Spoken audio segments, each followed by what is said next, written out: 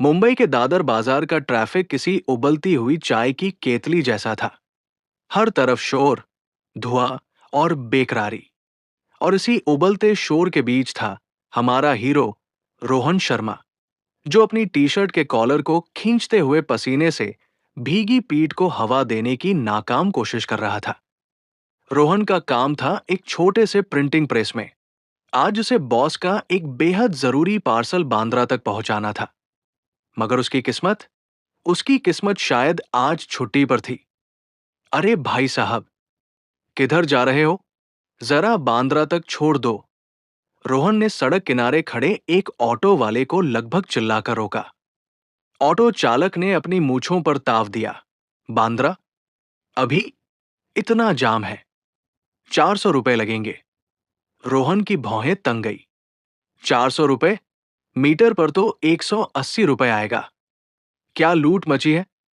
वो बहस करने ही वाला था कि तभी भीड़ से एक रहस्यमय बाबा सामने आया। बाबा के माथे पर राख लगी थी, गले में रुद्राक्ष की माला और हाथ में एक प्राचीन सा चमकता हुआ तांबे का लोटा था। बाबा ने लोटा रोहन के हाथ में थमा दिया। बेटा, बाबा की आवाज गूंजी, ये लोटा तब तक अपने पास रखो जब तक तुम सत्य मार्ग पर न पहुंच जाओ। इसके भीतर की ऊर्जा तुम्हें सही दिशा दिखाएगी। इससे पहले कि रोहन कुछ पूछता, बाबा भीड़ में गायब हो गए। ऑटो वाला भी लोटे की चमक देखकर घबरा गया और बोला, ठीक है, ठीक है, 200 रुपए दे देना। बैठो जल्दी। रोहन हक्का बक्का रह गया, पर पार्सल जरूरी था। वो लोटा अपनी झोले में डालकर ऑटो में बैठ गया। कर्म सिद्धांत सक्रिय, कर्मा सिद्धांत एक्टिवेटेड। बांद्रा की ओर ऑटो भगाते हुए लोटे से एक हल्की गर्म ऊर्जा रोहन के हाथ में फैलने लगी। रोहन को लगा जैसे किसी ने उसके दिमाग में अचानक एक पुरानी हिंदी फिल्म का क्लाइमेक्स चला दिया हो। आंखों के सामने अचानक कुछ अजीब से शब्द तैरने लगे। कर्म सिद्धांत प्रणाली सक्रिय, कर्मा सिद्धांत सिस्टम एक्टिवेटेड। वर्तमान स्तर नूतन, नोवाइस। संचित कर्म बिंदु 100। Accumulated Karma points 100। पहला निष्क्रिय गुण प्राप्त, फर्स्ट पैसिव एट्रीब्यूट एक्वायर्ड।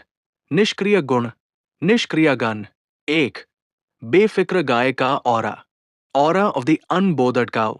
विवरण, डिस्क्रिप्शन आसपास के छोटे मोटे झंझट और तनाव आपसे दूर रहते हैं। जैसे सड़कों पर बैठी गाय को कोई परेशान नहीं करता, वैसे ही छोटे विवाद और परेशानियां आपको अनदेखा कर देती है।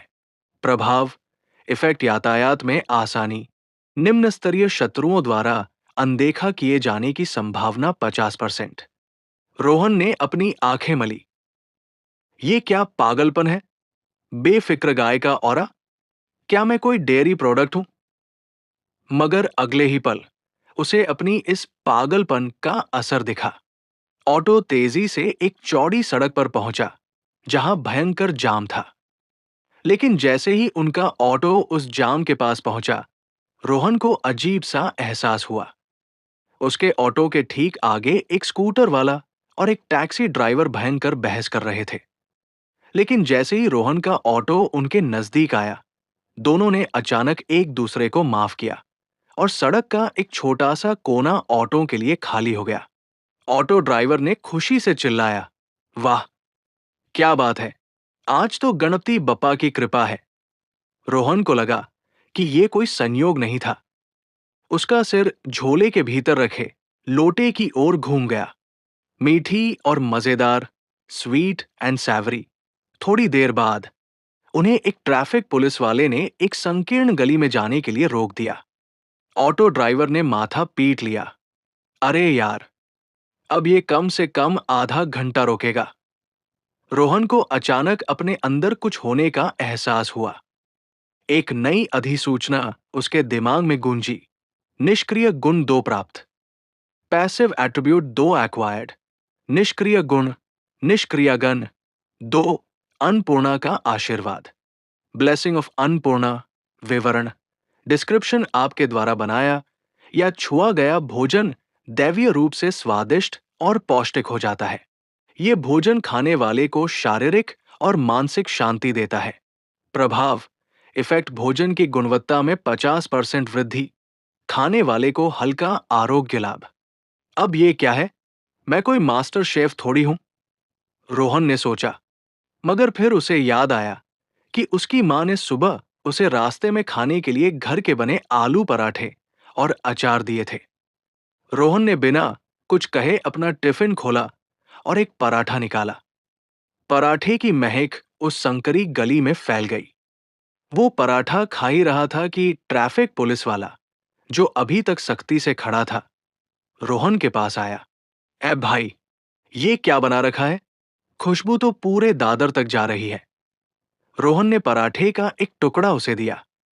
खाकर देखिए सर, घर का बना है। मुंबई के दादर बाजार का ट्रैफिक किसी उबलती हुई चाय की केतली जैसा था। हर तरफ शोर, धुआं और बेकरारी। और इसी उबलते शोर के बीच था हमारा हीरो रोहन शर्मा, जो अपनी टी शर्ट के कॉलर को खींचते हुए पसीने से भीगी पीठ को हवा देने की नाकाम कोशिश कर रहा था। रोहन का काम था एक छोटे से प्रिंटिंग प्रेस में। आज उसे बॉस का एक बेहद जरूरी पार्सल बांद्रा तक पहुंचाना था। मगर उसकी किस्मत शायद आज छुट्टी पर थी।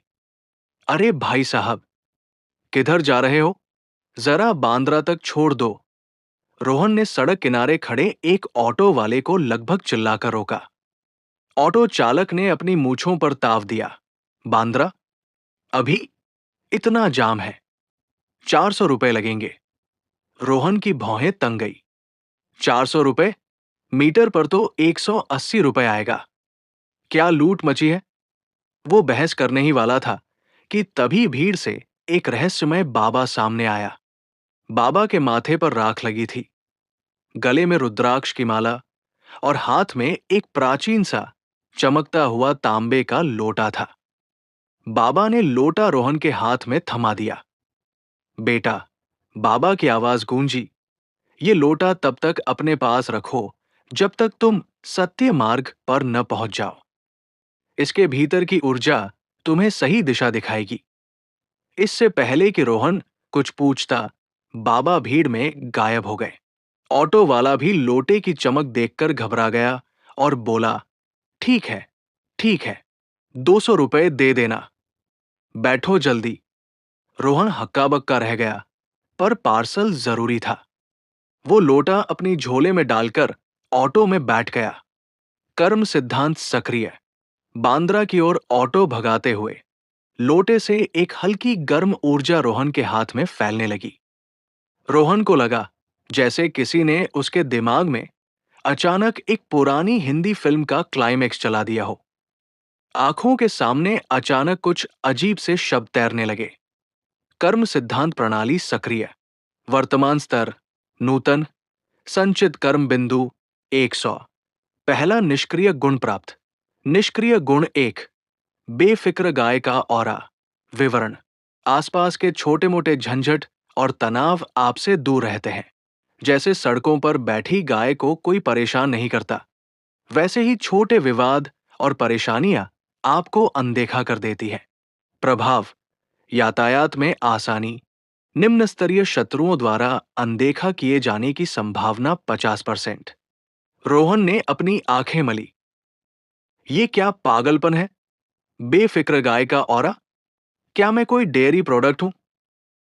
मगर अगले ही पल उसे अपनी इस पागलपन का असर दिखा।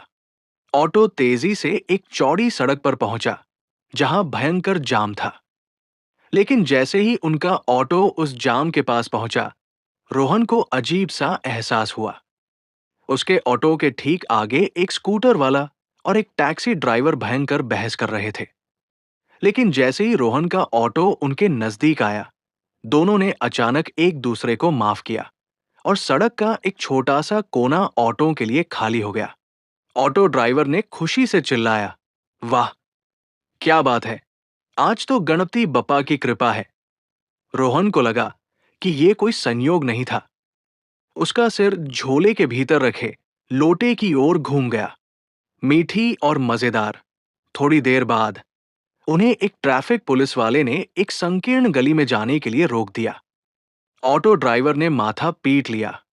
अरे यार, अब ये कम से कम आधा घंटा रोकेगा। रोहन को अचानक अपने अंदर कुछ होने का एहसास हुआ।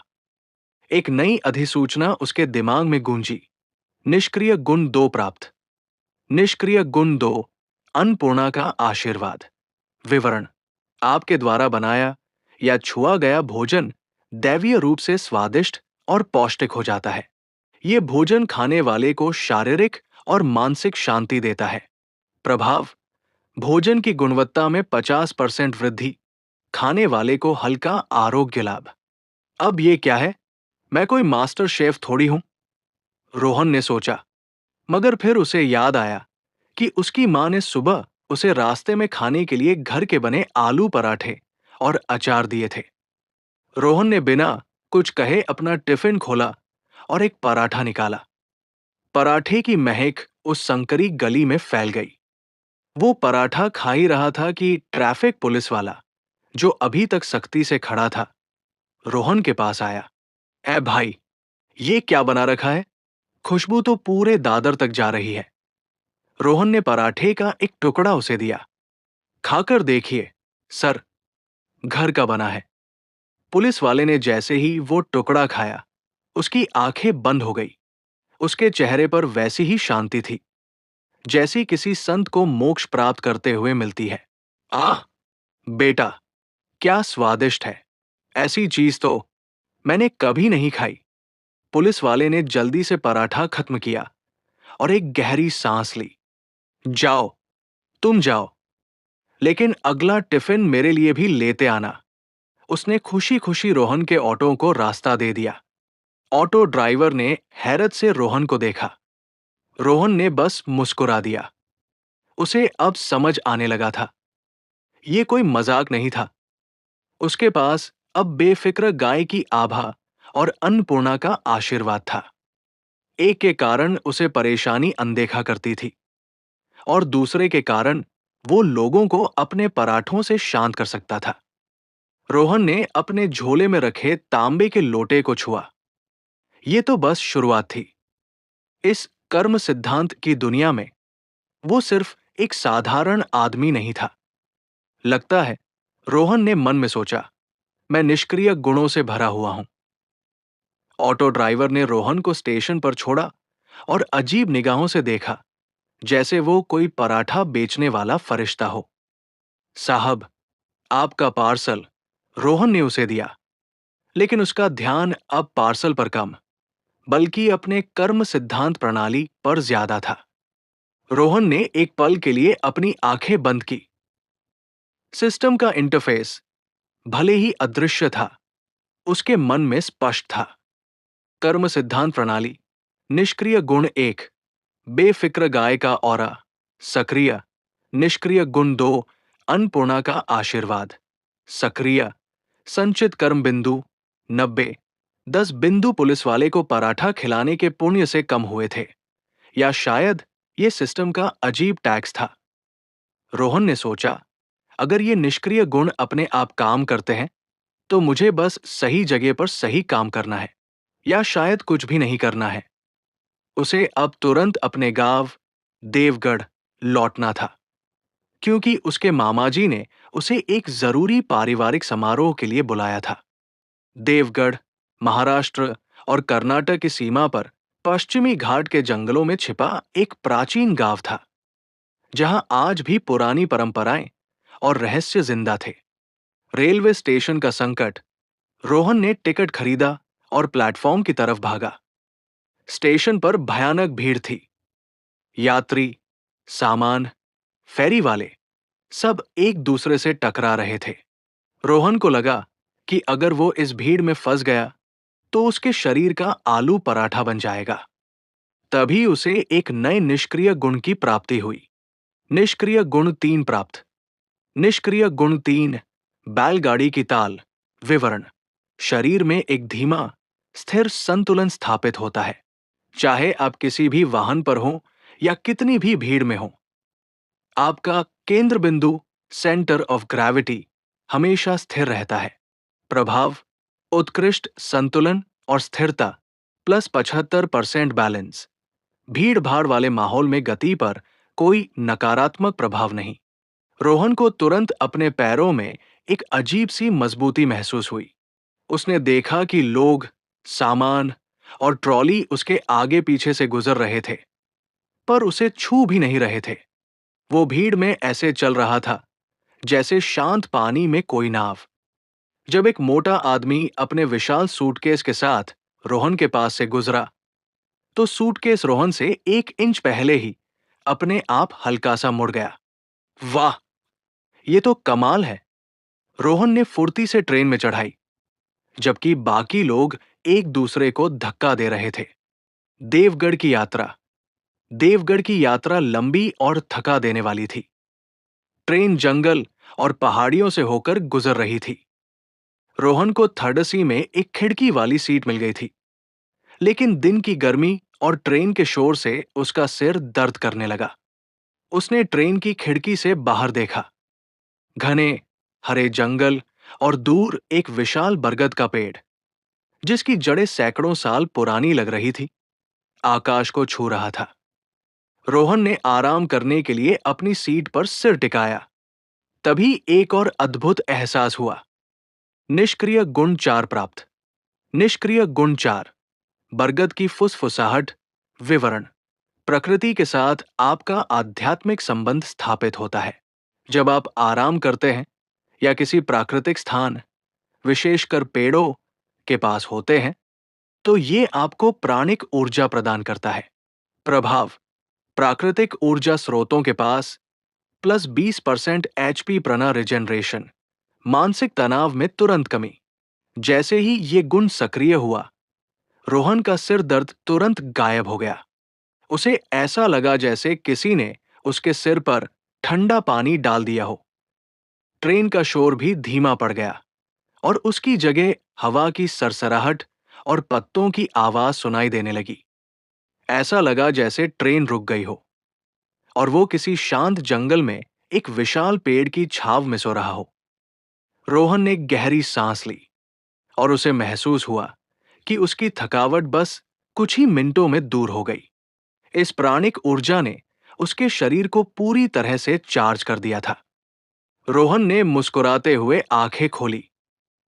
उसने खिड़की से देखा कि बरगद का पेड़ अब पीछे छूट रहा था, लेकिन उसका शांत और ऊर्जावान महसूस करना बरकरार था।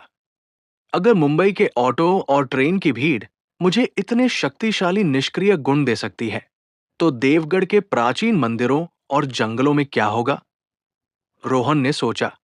उसका मन अब उत्सुकता और रोमांच से भर गया था। देवगढ़ स्टेशन आ चुका था। रोहन अपना झोला कंधे पर लादकर ट्रेन से उतरा।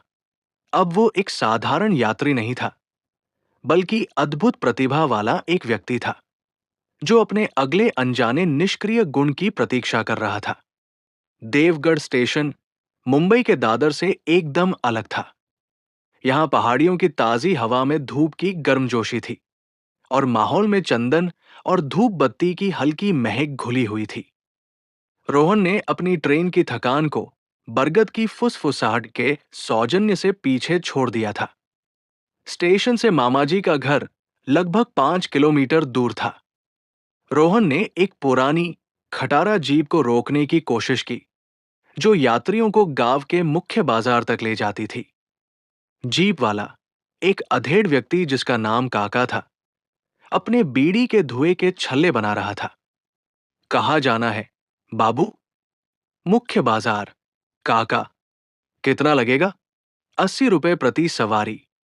रोहन जानता था कि ये किराया बहुत ज्यादा था। उसके माथे पर एक हल्की सी रेखा उभरी।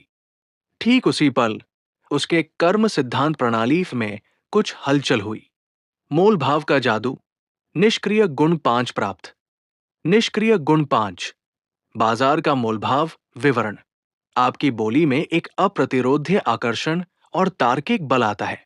दुकानदार, विक्रेता और यहां तक कि कठोर हृदय वाले लोग भी आपके सामने नरम पड़ जाते हैं।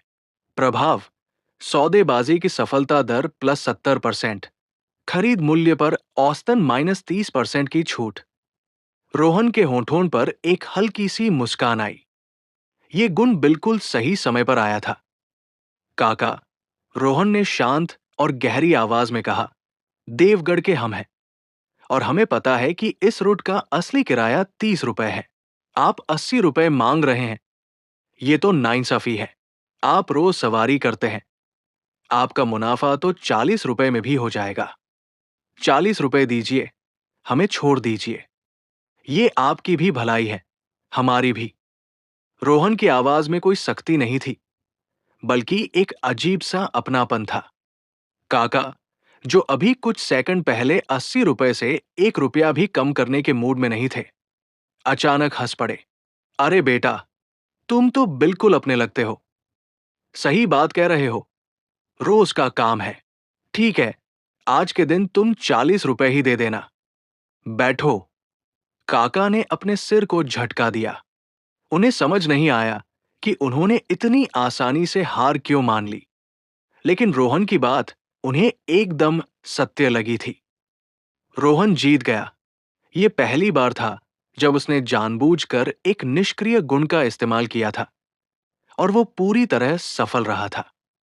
मामा जी का आश्रय बाजार पहुंचकर रोहन ने 40 रुपए दिए और मामा जी के घर की ओर चलने लगा। घर पहुंचते ही मामा जी और मामी जी ने गर्मजोशी से उसका स्वागत किया। मामा जी, विनय काका, गांव के स्कूल में शिक्षक थे और गांव की संस्कृति और प्राचीन कहानियों के अच्छे जानकार थे। रात को सबने मिलकर खाना खाया। अन्नपूर्णा के आशीर्वाद के कारण रोहन को मामी जी के हाथों के बने सादे खाने में भी किसी राजा के भोज का स्वाद आया। खाना खाने के बाद विनय काका रोहन को अपने पूजा घर के बगल वाले कमरे में ले गए। ये कमरा प्राचीन पुस्तकों और पांडुलिपियों से भरा था। रोहन, तुम्हें याद है, तुम हमेशा कहते थे कि इस घर में एक अजीब सी शांति है, मामा जी ने कहा। रोहन को याद आया कि बचपन में वो यहां आता था तो उसे हमेशा बहुत सुकून मिलता था। मामा जी, आज मैंने महसूस किया जैसे प्रकृति मुझे ऊर्जा देती है। रोहन ने बरगद वाली घटना का जिक्र किया, लेकिन निष्क्रिय गुण वाले हिस्से को छोड़ दिया। मामा जी की आंखें चमक उठीं। बेटा, ये जगह सिर्फ मिट्टी और पत्थरों से नहीं बनी है, ये प्राण ऊर्जा से भरी हुई है।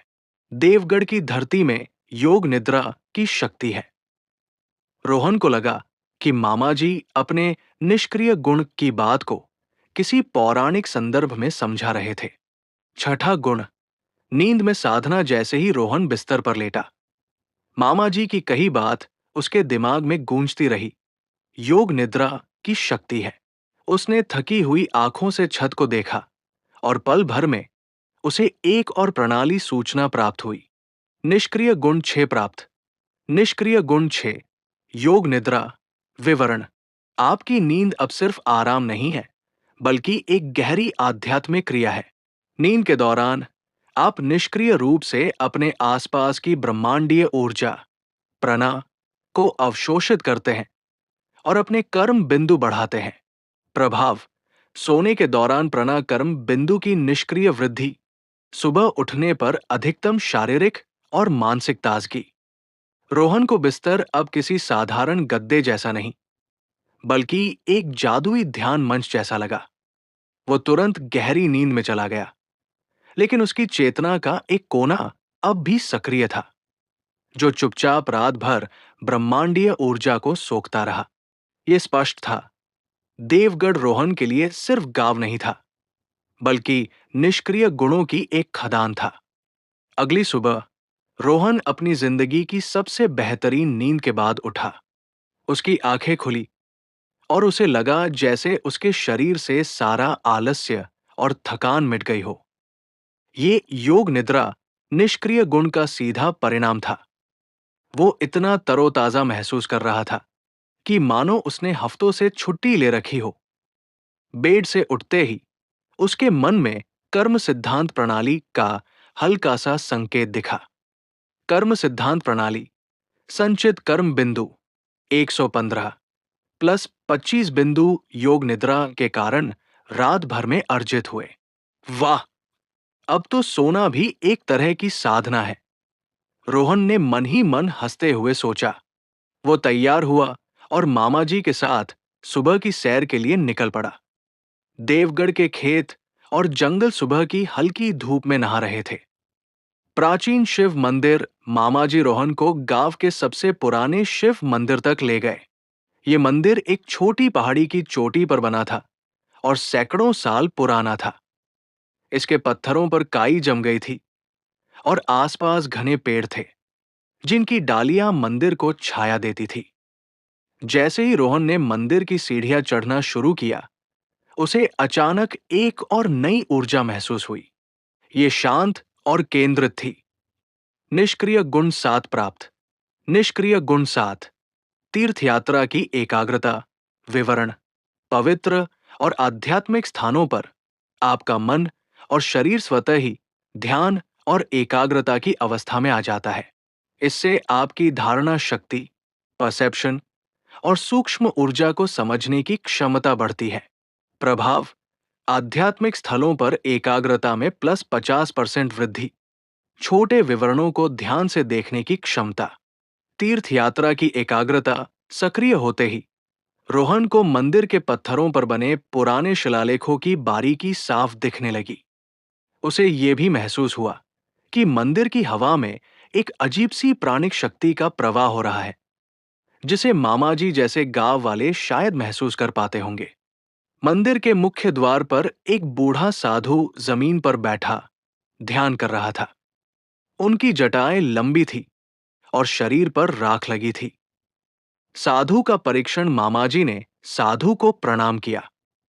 बाबा, ये मेरा भांजा रोहन है, मुंबई से आया है। साधु ने अपनी आंखें खोली।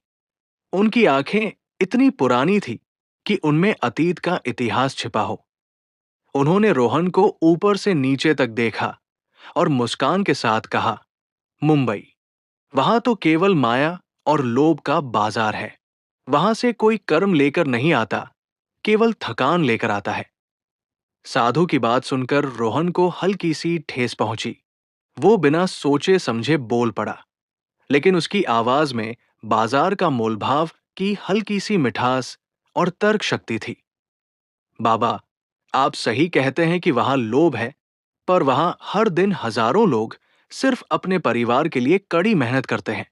वो मेहनत भी तो एक तरह का शुभ कर्म ही है। अगर हर कर्म मायने रखता है, तो शायद मुंबई में रहने वाले लोगों के भी अपने निष्क्रिय गुण होंगे, भले ही वे उन्हें पहचानते न हों। साधु की मुस्कान और गहरी हो गई। तीर्थ यात्रा की एकाग्रता के कारण रोहन ने साधु की आंखों में छिपी हुई स्वीकृति को साफ देख लिया।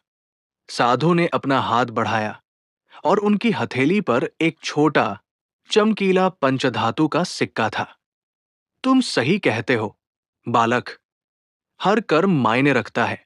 ये लो, ये सिक्का तुम्हें हर तरह के बुरी नजर और नकारात्मक शक्तियों से बचाएगा। ये मेरा आशीर्वाद है। रोहन ने सिक्का सम्मान से ले लिया। सिक्का उसके हाथ में आते ही उसके कर्म सिद्धांत प्रणाली में एक शक्तिशाली कंपन हुआ। निष्क्रिय गुण 8 प्राप्त। निष्क्रिय गुण 8 बुरी नजर का कवच, विवरण। आपके चारों ओर एक सूक्ष्म सुरक्षात्मक आवरण, कवच बनता है, जो नकारात्मक इरादों, ईर्ष्या और छोटी-मोटी जादू टोने की शक्तियों को निष्क्रिय कर देता है। प्रभाव: सभी प्रकार की नकारात्मक शक्तियों, बुरी नजर और दुर्भावनापूर्ण जादुई हमलों के प्रतिरोध में +30% वृद्धि। रोहन अब केवल सौभाग्यशाली नहीं था, वो अब आध्यात्मिक रूप से भी सुरक्षित था। साधु ने रोहन की आंखों में देखते हुए कहा, बेटा, तुम्हारे अंदर अद्भुत प्रतिभा है, पर उसे संसार के कल्याण में लगाना। यहां देवगढ़ में कुछ प्राचीन शक्तियां जाग रही हैं। वे तुम्हें चुनौती देंगी। मामाजी घबरा गए। बाबा जी, आप किस चुनौती की बात कर रहे हैं? साधु ने कोई जवाब नहीं दिया। उन्होंने बस रोहन को आशीर्वाद दिया और फिर से अपनी ध्यान मुद्रा में लीन हो गए। रोहन ने अपने पंचधातु के सिक्के को कसकर पकड़ा। उसकी साधारण यात्रा अब एक रहस्यमय आध्यात्मिक चुनौती में बदल चुकी थी।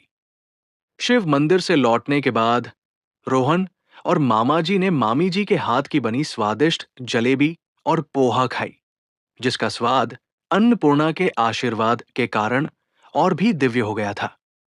मामा जी साधु की चेतावनी से थोड़े चिंतित थे। रोहन, देवगढ़ में ऐसी बातें अक्सर होती रहती हैं, पर चिंता मत करना। तुम बस यहां कुछ दिन शांति से रहो। रोहन ने सिर हिलाया, पर उसके दिमाग में साधु की बात घूम रही थी। प्राचीन शक्तियां जाग रही हैं।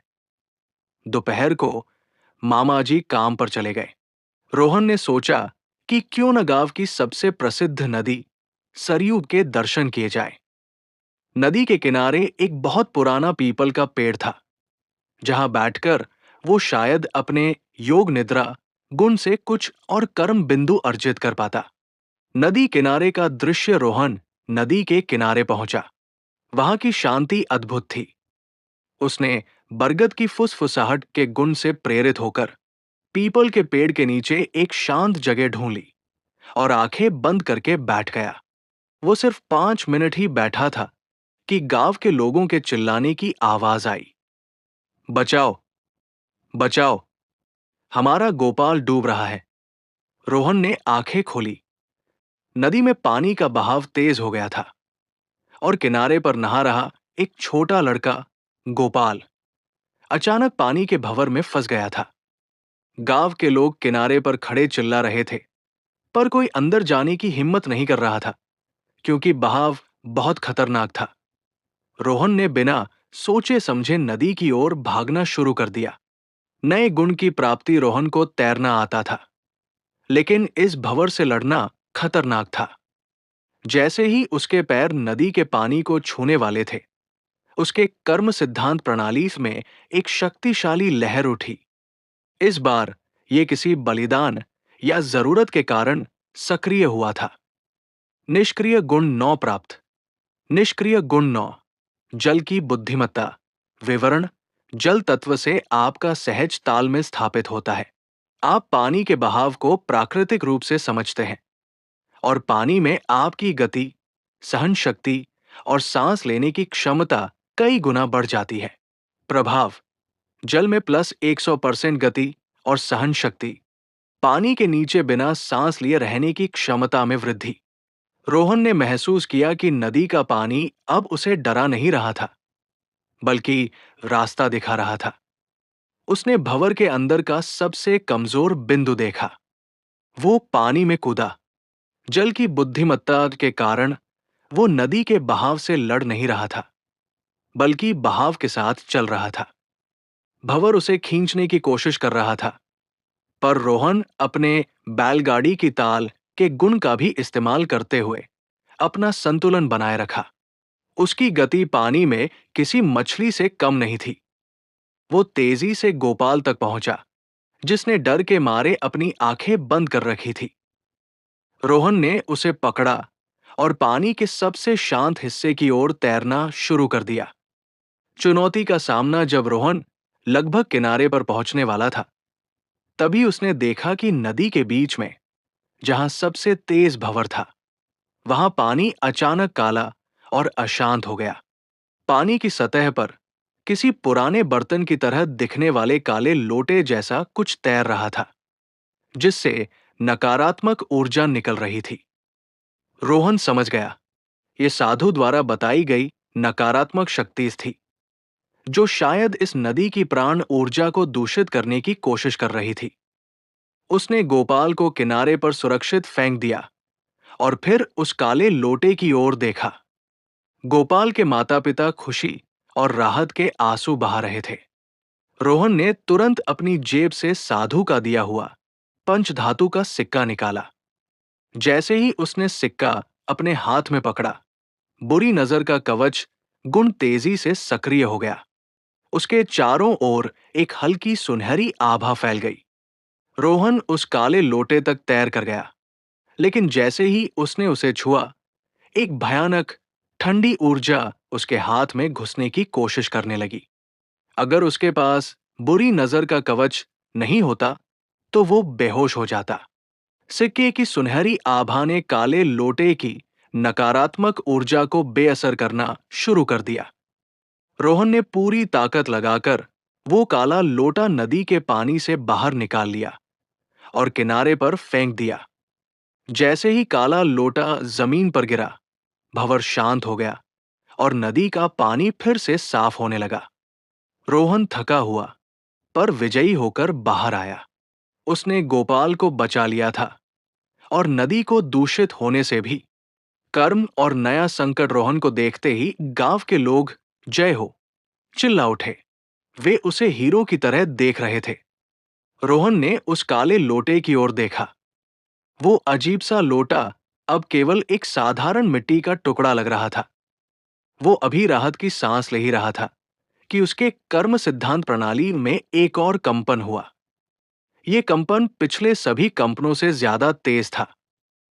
बड़ा कर्म अर्जित, एक जीवन और एक प्राकृतिक जल स्रोत को बचाने के लिए। संचित कर्म बिंदु 350। निष्क्रिय गुण 10 प्राप्त। निष्क्रिय गुण 10। तीव्र अनुकूलन। विवरण: शरीर और मन हर नई चुनौती, वातावरण या ऊर्जा के लिए तुरंत खुद को ढाल लेते हैं। किसी भी चीज को सीखने या किसी भी स्थिति में ढलने में लगने वाला समय बहुत कम हो जाता है। प्रभाव: किसी भी शारीरिक या मानसिक गतिविधि को सीखने की गति प्लस 50%। अप्रत्याशित पर्यावरणीय बदलावों का सामना करने की क्षमता में सुधार। तीव्र अनुकूलन। रोहन ने फुसफुसाया।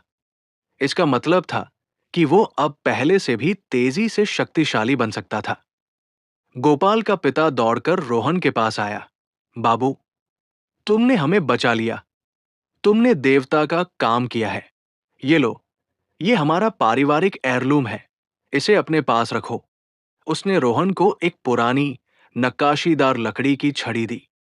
छड़ी रोहन के हाथ में आते ही एक नई रहस्यमय ऊर्जा महसूस हुई। रोहन को तुरंत पता चल गया, साधु की चुनौती बस शुरू हुई थी।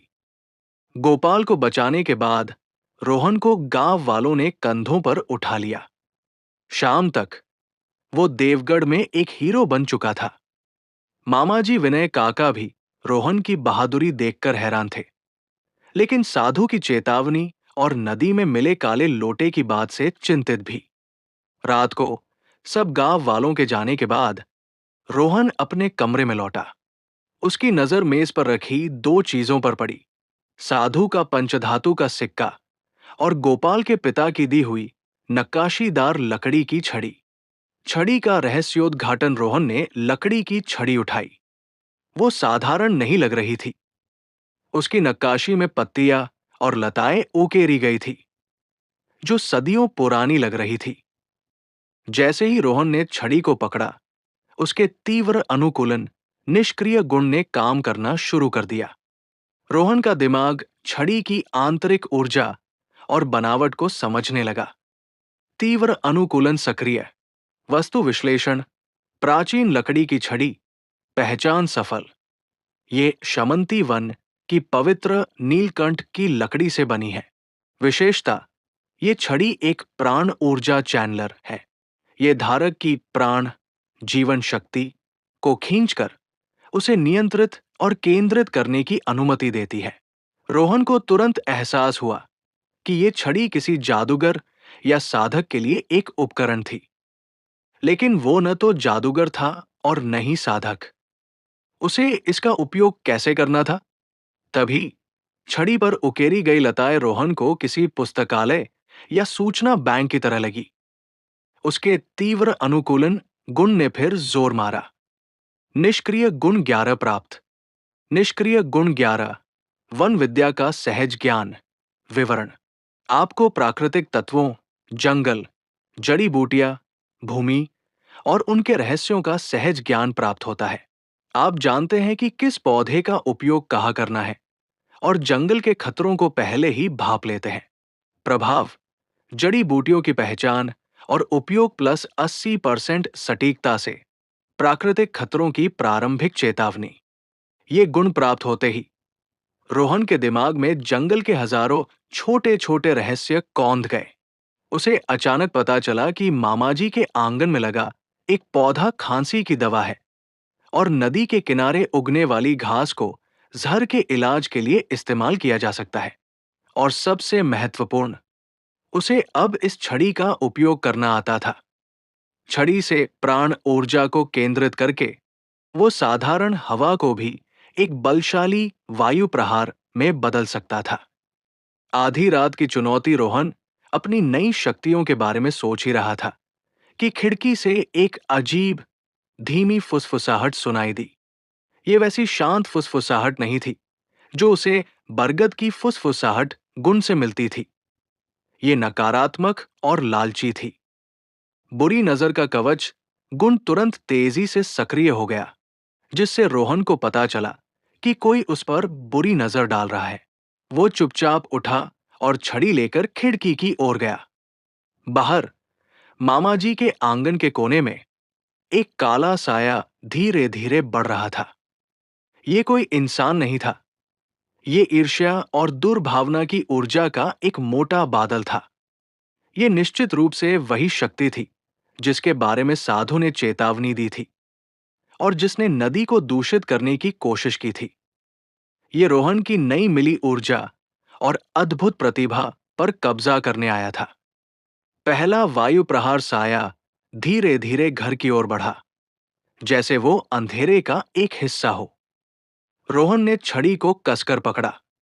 तीव्र अनुकूलन और वन विद्या के ज्ञान से उसे पता चला कि उस साये को नष्ट करने के लिए उसे शुद्ध प्राण ऊर्जा का एक केंद्रित विस्फोट चाहिए। रोहन ने अपनी योग निद्रा से अर्जित की गई पूरी प्राण ऊर्जा छड़ी में केंद्रित की। उसका दिल तेजी से धड़क रहा था, लेकिन तीर्थ यात्रा की एकाग्रता ने उसके मन को शांत रखा।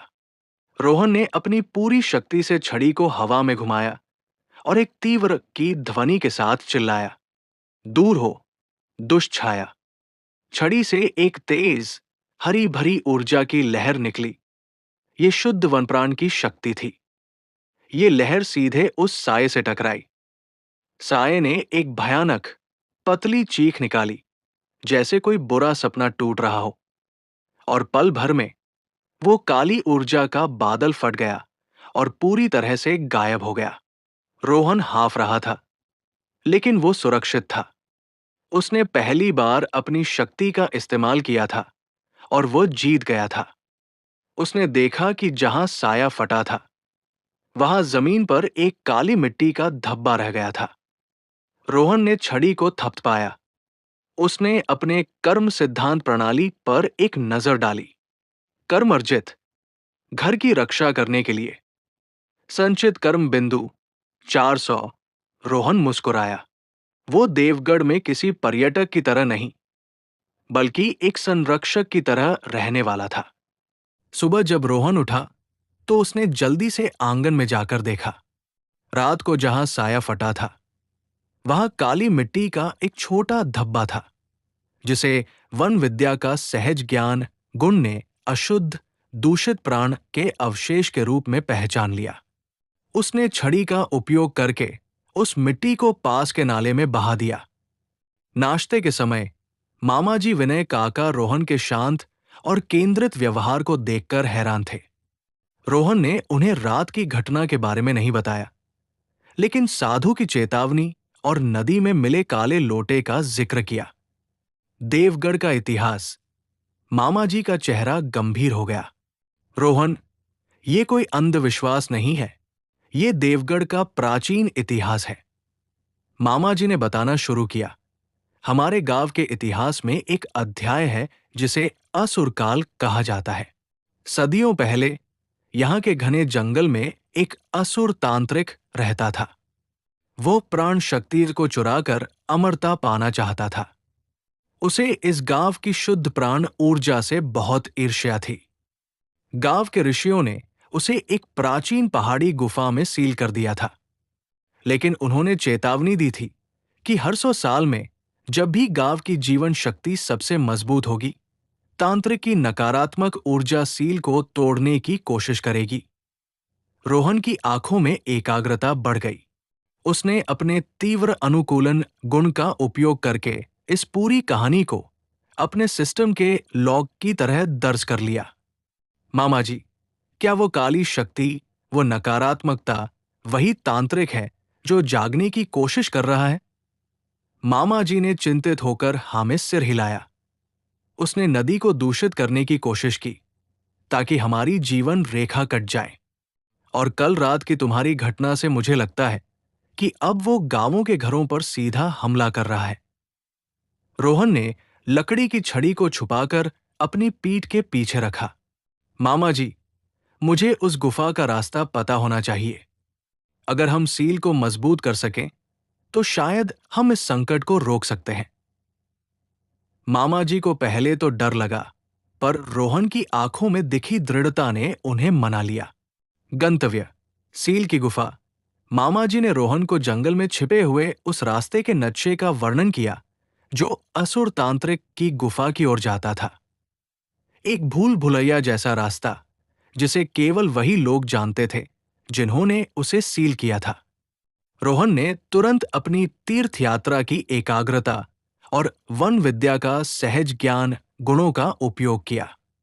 उसने मामाजी के वर्णन को एक 3D मैप की तरह अपने दिमाग में बनाया। वो दोपहर में छड़ी और अपनी मां के बनाए पराठे, जो अब भी अन्नपूर्णा के आशीर्वाद के कारण दिव्य लग रहे थे, लेकर जंगल की ओर निकल पड़ा। जंगल की परीक्षा। जंगल में घना अंधेरा था। कुछ ही देर में रोहन जंगल की उस सीमा पर पहुंच गया जहां सामान्य लोगों का आना जाना नहीं था। यहां हवा भारी थी। पेड़ों से अजीब सी चीखें आ रही थी। ये हवा से दूषित प्राण ऊर्जा के संकेत थे। वन विद्या का सहज ज्ञान रोहन को हर कदम पर मार्गदर्शन कर रहा था। इस लता को मत छूना, ये विषैली है। ये पत्थर अस्थिर है, इस पर जोर मत डालना। पूर्व दिशा की ओर जाओ, वहां प्राणिक प्रवाह थोड़ा साफ है।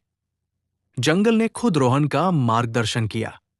जब वो गुफा के पास पहुंचा तो हवा इतनी ठंडी हो गई थी कि उसकी सांसें जमने लगी। गुफा का प्रवेश द्वार विशाल था, लेकिन एक मोटी पत्थर की चट्टान से सील किया हुआ था। उस चट्टान पर प्राचीन मंत्र और चिन्ह खुदे हुए थे। नया गुण, पत्थर का गूढ़ रहस्य। रोहन चट्टान के पास गया।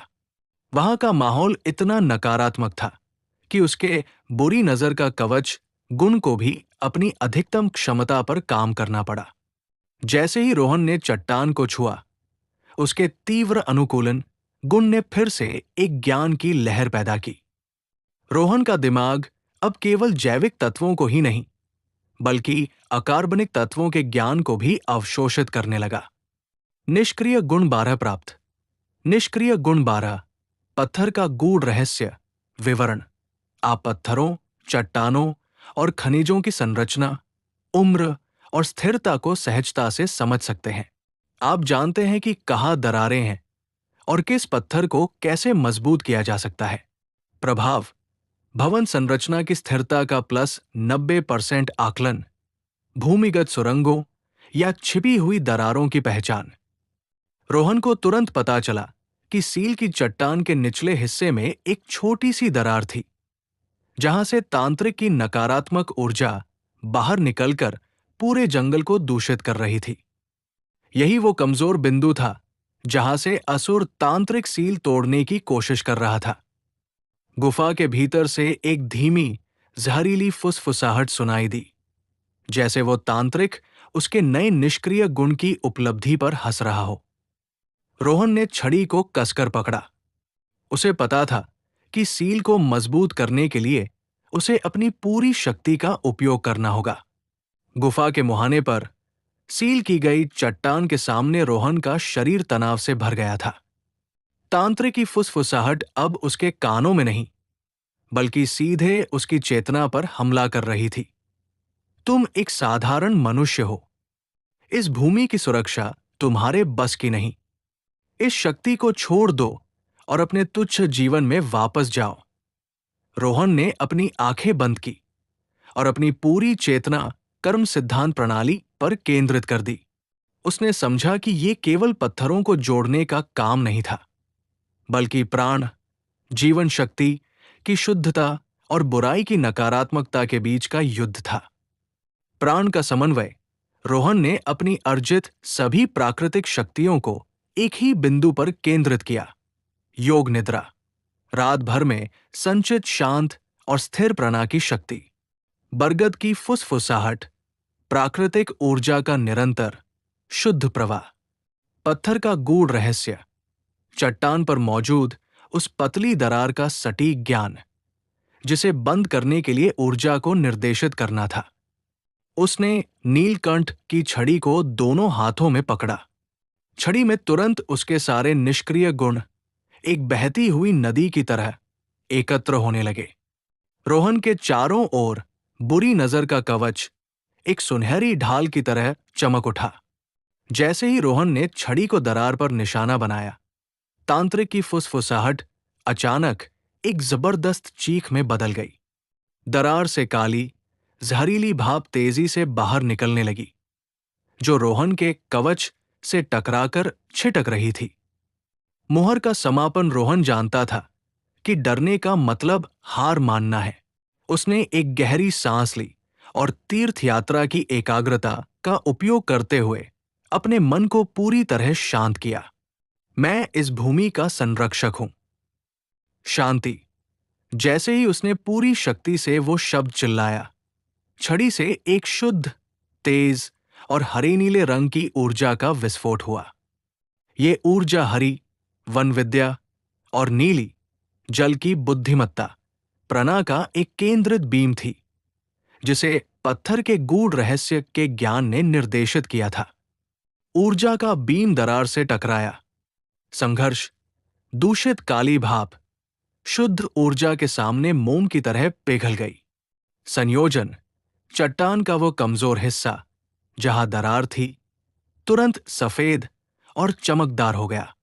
रोहन ने महसूस किया कि पत्थर के भीतर की कोशिकाएं पत्थर का गूढ़ रहस्य के ज्ञान से शुद्ध प्रणा से भरकर फिर से जुड़ गई है। गुफा के भीतर से तांत्रिक की चीख धीमी होती गई और अंत में एक लंबी, हताश फुसफुसाहट में पूरी तरह शांत हो गई।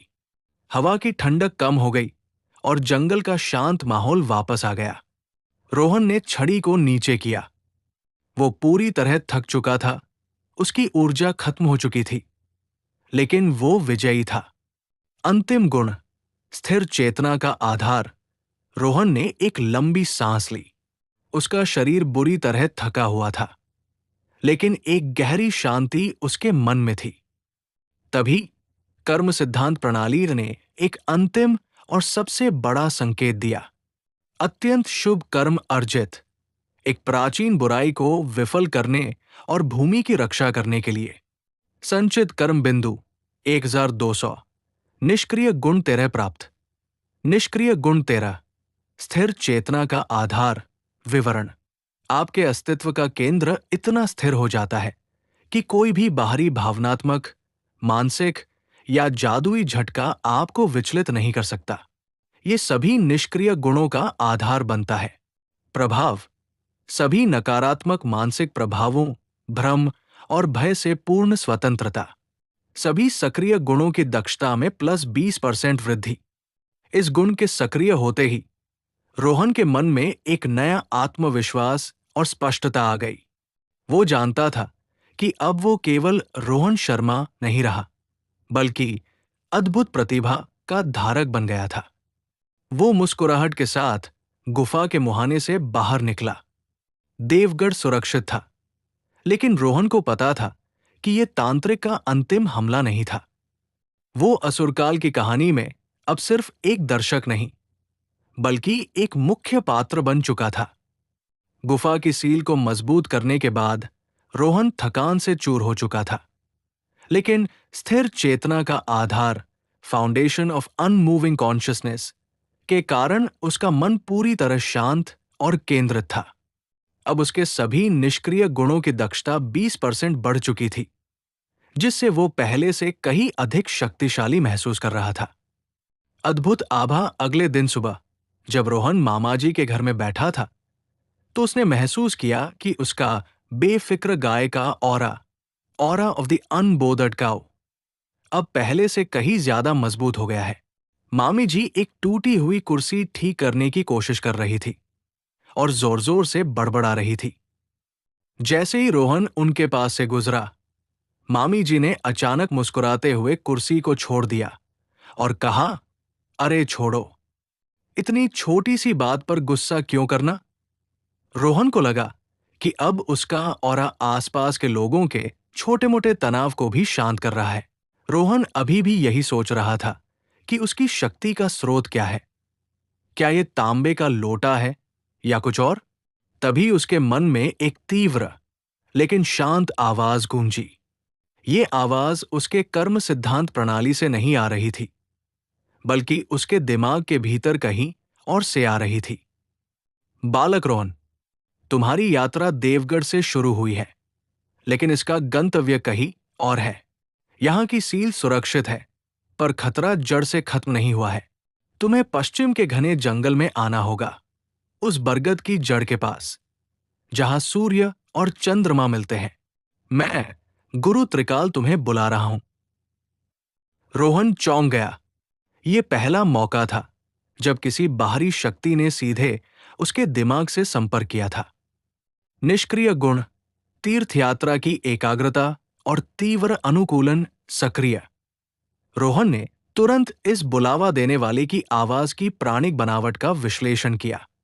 आवाज शुद्ध थी, लेकिन बहुत पुरानी, जैसे सदियों पुराना ज्ञान बोल रहा हो। मामा जी का ज्ञान और रहस्यमय नक्शा। रोहन ने बिना देर किए मामा जी को ये सब बताया। मामा जी विनय काका का चेहरा पीला पड़ गया। बेटा, गुरु त्रिकाल, वो तो हमारे गांव की लोक कथाओं का हिस्सा है। कहा जाता है कि वो एक ऐसे ऋषि थे जिन्होंने असुर तांत्रिक को सील करने में मुख्य भूमिका निभाई थी। अगर वो तुम्हें बुला रहे हैं, तो इसका मतलब है कि वो कर्म सिद्धांत प्रणाली के स्रोत को जानते हैं। मामा जी ने तुरंत एक पुरानी, धूल भरी किताब निकाली। उसके अंदर एक फटा हुआ, हाथ से बना नक्शा था। ये नक्शा मेरे दादाजी ने बनाया था।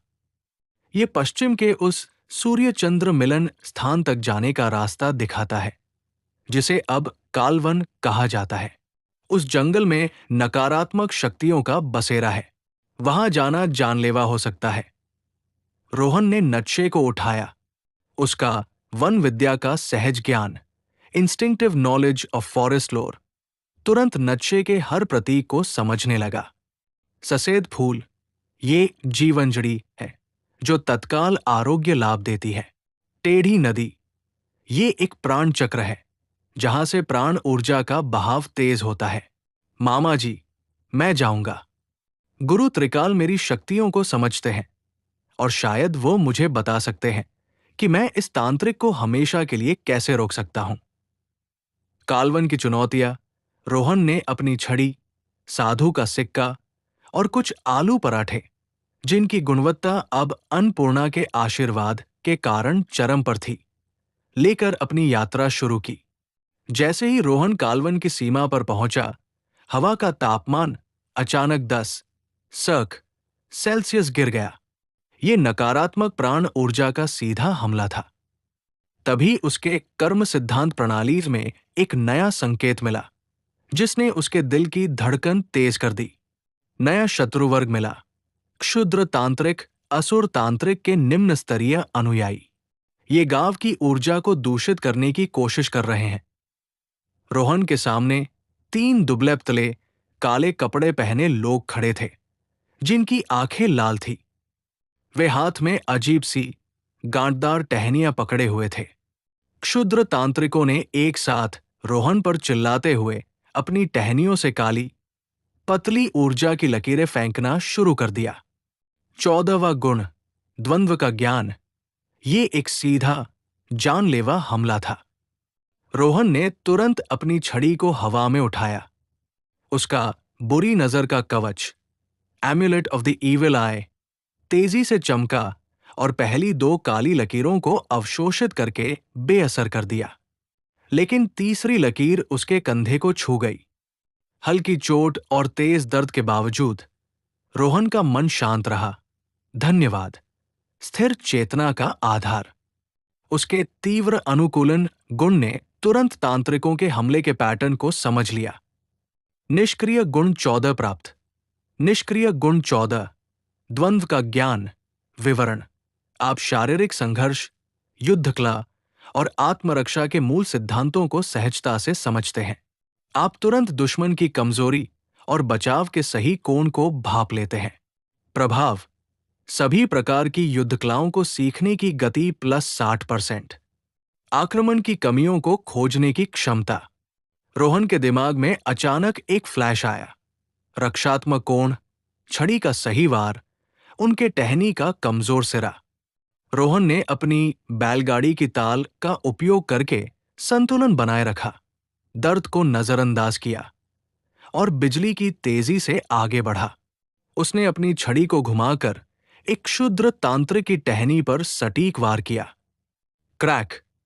टहनी टूट गई और उसके हाथ से निकली काली ऊर्जा बेकाबू होकर वापस उसी पर हमलावर पर टकराई। तांत्रिक जोर से चीखा और जमीन पर गिरकर राख हो गया। बाकी दोनों तांत्रिक डर गए। रोहन ने अपनी छड़ी से एक और वायु प्रहार का निशाना साधा, लेकिन इस बार हवा के बजाय शुद्ध प्रणा से। तांत्रिकों ने भागने की कोशिश की, लेकिन हवा की एक अदृश्य दीवार ने उन्हें रोक दिया। रोहन का केंद्रित प्रणा विस्फोट उन दोनों पर एक साथ हुआ। धमाका! दोनों तांत्रिक भी काली राख में बदल गए। शुभ कर्म अर्जित शुद्धिकरण के लिए। संचित कर्म बिंदु 1,500। रोहन हाफ रहा था, लेकिन वो सुरक्षित था। उसने जल्दी से जीवनजड़ी की पहचान की और उसे अपने कंधे पर रगड़ लिया। दर्द तुरंत गायब हो गया। वन विद्या और तीव्र अनुकूलन ने उसे हर स्थिति में बचने का तरीका दिया था। रोहन ने अपनी यात्रा जारी रखी। अब उसे पता था कि जंगल में उसका सामना केवल प्राकृतिक खतरों से नहीं, बल्कि असुर तांत्रिक के उन अंधेरे अनुयायियों से भी होगा, जो उसे गुरु त्रिकाल तक पहुंचने से रोकने की पूरी कोशिश करेंगे। अब वो एक यात्री नहीं, बल्कि एक कर्मी था, जिसके पास अद्भुत प्रतिभा थी। रोहन ने कालवन के भीतर अपनी यात्रा जारी रखी। जंगल पहले की अपेक्षा शांत था, लेकिन ये शांति नकारात्मक ऊर्जा की अस्थायी अनुपस्थिति नहीं, बल्कि एक गहरी घात का संकेत थी। रोहन का वन विद्या का सहज ज्ञान उसे बता रहा था कि वो अब जंगल के सबसे प्राचीन और रहस्यमय हिस्से में है। वो मामाजी के नक्शे के अनुसार एक टेढ़ी नदी, जो प्राण चक्र थी, के किनारे किनारे चल रहा था। नदी का पानी अपने आप में ही शांत और ऊर्जावान था, जिससे रोहन को हल्की सी प्राण ऊर्जा की पूर्ति मिल रही थी। अज्ञात का रक्षक। अचानक नदी के पार एक विशाल पत्थर की आकृति रोहन के सामने आई। ये आकृति एक क्रोधित शेर जैसी थी, जो सदियों से वहीं बैठी थी। ये वो जगह थी जहां मामाजी के नक्शे पर सीमा लिखा था। जैसे ही रोहन ने नदी पार करने की कोशिश की, उस पत्थर की आकृति में जान आ गई। आकृति ने एक गहरी, कर्कश आवाज में कहा, तुम बाहरी मनुष्य, तुम इस स्थान की पवित्रता को भंग नहीं कर सकते। गुरु त्रिकाल के पास केवल वही जा सकता है जिसके कर्म शुद्ध हों। ये कोई क्षुद्र तांत्रिक नहीं था, बल्कि एक प्राचीन रक्षक था, जिसकी शक्ति ऑरा और जादुई हमलों से परे थी। नया शत्रुवर्ग। प्राचीन रक्षक, भौतिक और आध्यात्मिक परीक्षा का प्रतीक। शक्ति, शुद्ध संकल्प। रक्षक ने अपना विशाल पत्थर का पंजा उठाया।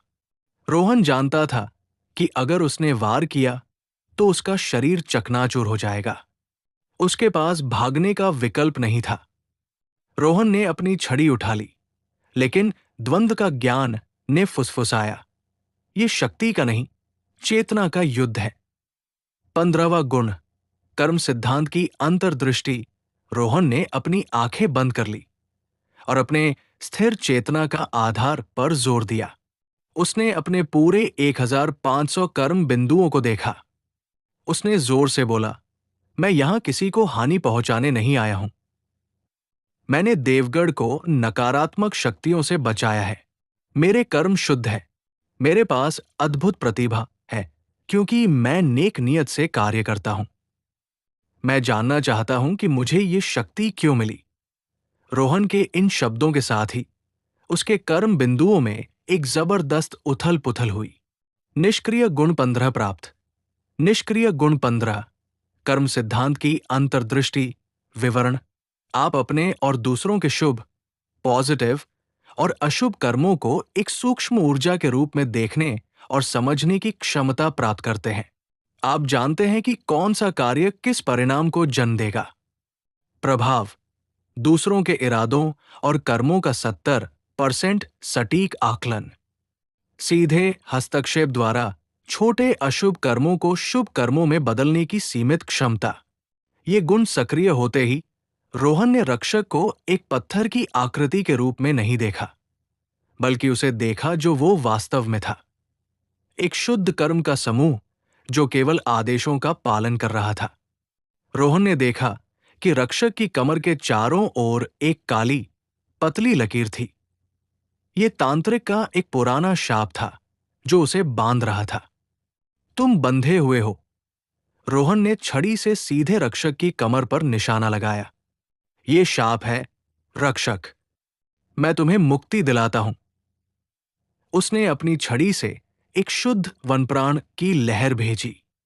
15% बढ़ी हुई दक्षता के कारण यह शुद्धिकरण ऊर्जा पहले से कहीं अधिक प्रभावी थी। ऊर्जा ने काली लकीर को तोड़ दिया।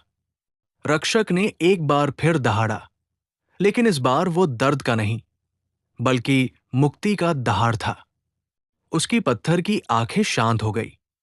तुमने मुझे मुक्त किया, अद्भुत प्रतिभा के धारक।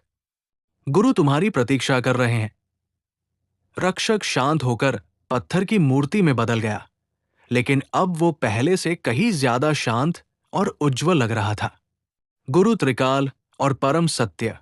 रोहन आगे बढ़ा और अंततः एक खुले मैदान में पहुंचा। वो जगह अलौकिक थी। एक विशाल बरगद का पेड़ जिसकी जड़ें हजारों साल पुरानी थी, और उसके ठीक ऊपर सूर्य अस्त हो रहा था, जबकि चंद्रमा उदय हो रहा था। ये सूर्य चंद्र मिलन का स्थान था। पेड़ के नीचे एक गहरे ध्यान में लीन आकृति बैठी थी।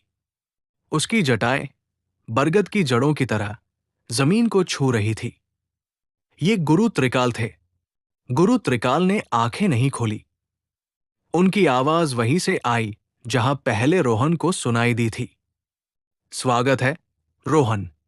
मुंबई के ऑटो रिक्शा से देवगढ़ के जंगल तक की तुम्हारी यात्रा केवल तुम्हारे पैरों की दूरी नहीं, बल्कि तुम्हारे कर्मों की गहराई है। रोहन ने सिर झुकाया। गुरुदेव, मुझे कर्म सिद्धांत प्रणाली क्यों मिली? ये तांबे का लोटा, मेरी शक्ति का स्रोत क्या है? गुरु त्रिकाल ने अपनी आंखें खोली। उनकी आंखें आकाशगंगा के समान थी। लोटा केवल एक माध्यम है। तुम्हारी शक्ति का स्रोत, रोहन, अद्भुत प्रतिभा है। ये कोई जादू नहीं है। ये उन शुभ कर्मों का संचित बल है जो तुमने अनजाने में किए। वो 400 रुपए का ऑटो विवाद, वो पुलिस वाले को पराठा खिलाना, वो बच्चे को बचाना। हर नेक काम तुम्हारे अस्तित्व में एक निष्क्रिय गुण के रूप में जमा होता गया। कर्म सिद्धांत प्रणाली वो प्राचीन तकनीक है जिसे ऋषियों ने बनाया था, ताकि नेक नियत से कार्य करने वाले लोग ब्रह्मांड की ऊर्जा का उपयोग कर सकें। तुम इस प्रणाली के पहले सफल वाहक हो जिसने आधुनिक युग में इसे सक्रिय किया है। गुरु ने अपने हाथ से संकेत किया। रोहन के सामने हवा में तांबे के लोटे की एक बड़ी चमकती हुई छवि बनी। इस प्रणाली का आधार उस लोटे में छिपा है जिसे एक महान संत ने तुम्हें दिया था। ये लोटा अक्षय कर्म कलश का एक टुकड़ा है। ये तुम्हारे कर्मों को केवल संचित नहीं करता, बल्कि उन्हें ब्रह्मांडीय ऊर्जा में बदलकर तुम्हें निष्क्रिय गुण प्रदान करता है। गुरु की अंतिम आज्ञा। गुरु त्रिकाल ने रोहन को ध्यान से देखा। असुर तांत्रिक की नकारात्मक शक्ति अब भी कहीं है। वो तुम्हारे अक्षय कर्म कलश को दूषित करके अपनी शक्ति को स्थायी बनाना चाहता है। रोहन, तुम्हें इस कालवन के केंद्र में जाना होगा। वहां एक प्राचीन कर्म वेदी है। तुम्हें उस वेदी पर जाकर अपने अंतिम गुण को सक्रिय करना होगा, जिसके बाद तुम्हारी प्रतिभा पूरी होगी। तुम्हारी शक्ति पूर्ण होने के बाद ही तुम तांत्रिक को हमेशा के लिए हरा सकते हो। गुरु त्रिकाल की आकृति धीरे धीरे धुंधली होने लगी। जाओ, अद्भुत प्रतिभा के वाहक। तुम्हारी अगली यात्रा तुम्हारी नियति का निर्धारण करेगी। डरना नहीं, क्योंकि तुम्हारे कर्म तुम्हारा कवच है। गुरु के गायब होने के साथ रोहन ने कालवन के सबसे अंधेरे और अज्ञात केंद्र की ओर देखा। उसे अब पता था कि उसका मिशन कितना बड़ा है। गुरु त्रिकाल के गायब होने के बाद रोहन अकेला, लेकिन पहले से कहीं अधिक केंद्रित था। उसका स्थिर चेतना का आधार उसे डगमगाने नहीं दे रहा था, और 1200 संचित कर्म बिंदु उसके अंदर एक शांत शक्ति की तरह धड़क रहे थे। रोहन ने अपने कर्म सिद्धांत की अंतर्दृष्टि गुण का उपयोग किया। उसने देखा कि कालवन का केंद्र एक तीव्र नकारात्मक ऊर्जा के काले भंवर से घिरा हुआ था। ये असुर तांत्रिक की सक्रिय उपस्थिति थी, जो उसकी वेदी पर पहुंचने से पहले ही रोहन को रोकने की कोशिश करेगा। भटकाव का भ्रम। जैसे ही रोहन जंगल के और अंदर गया, उसने देखा कि रास्ता बार बार बदल रहा है। पेड़ अपनी जगह से हिल रहे थे और नक्शे पर बनाई गई निशानियां गायब हो रही थी। ये तांत्रिक द्वारा पैदा किया गया एक मानसिक भ्रमजाल था। रोहन ने अपनी आंखें बंद कर ली और छड़ी जमीन पर टिका दी। तीर्थ यात्रा की एकाग्रता। मन को पूरी तरह शांत किया। पत्थर का गूढ़ रहस्य। जमीन के भीतर की स्थिर चट्टानों और खनिजों की ऊर्जा पर ध्यान केंद्रित किया। बैलगाड़ी की ताल। अपने शरीर के केंद्र को एक स्थिर संदर्भ बिंदु बनाए रखा। रोहन को तुरंत एहसास हुआ कि भ्रम केवल दृष्टि और श्रवण पर हमला कर रहा था। जमीन के नीचे की संरचना स्थिर थी। वो अपनी आंखों से नहीं, बल्कि जमीन के कंपन और अपने आंतरिक संतुलन से रास्ता तय करने लगा। उसने अपनी आंखें खोली और आत्मविश्वास के साथ एक दिशा में चल पड़ा, जहां भ्रम सबसे कमजोर था। कर्म सिद्धांत प्रणाली की अधिसूचना। भ्रमजाल निष्प्रभावी। अंतिम चुनौती। 3 प्रहरी। रोहन जल्दी ही एक छोटे खुले मैदान में पहुंचा। उसके केंद्र में कर्मवेदी थी। काले पत्थर की एक प्राचीन वेदी, जिसके चारों ओर नकारात्मक ऊर्जा की काली लपटें उठ रही थी।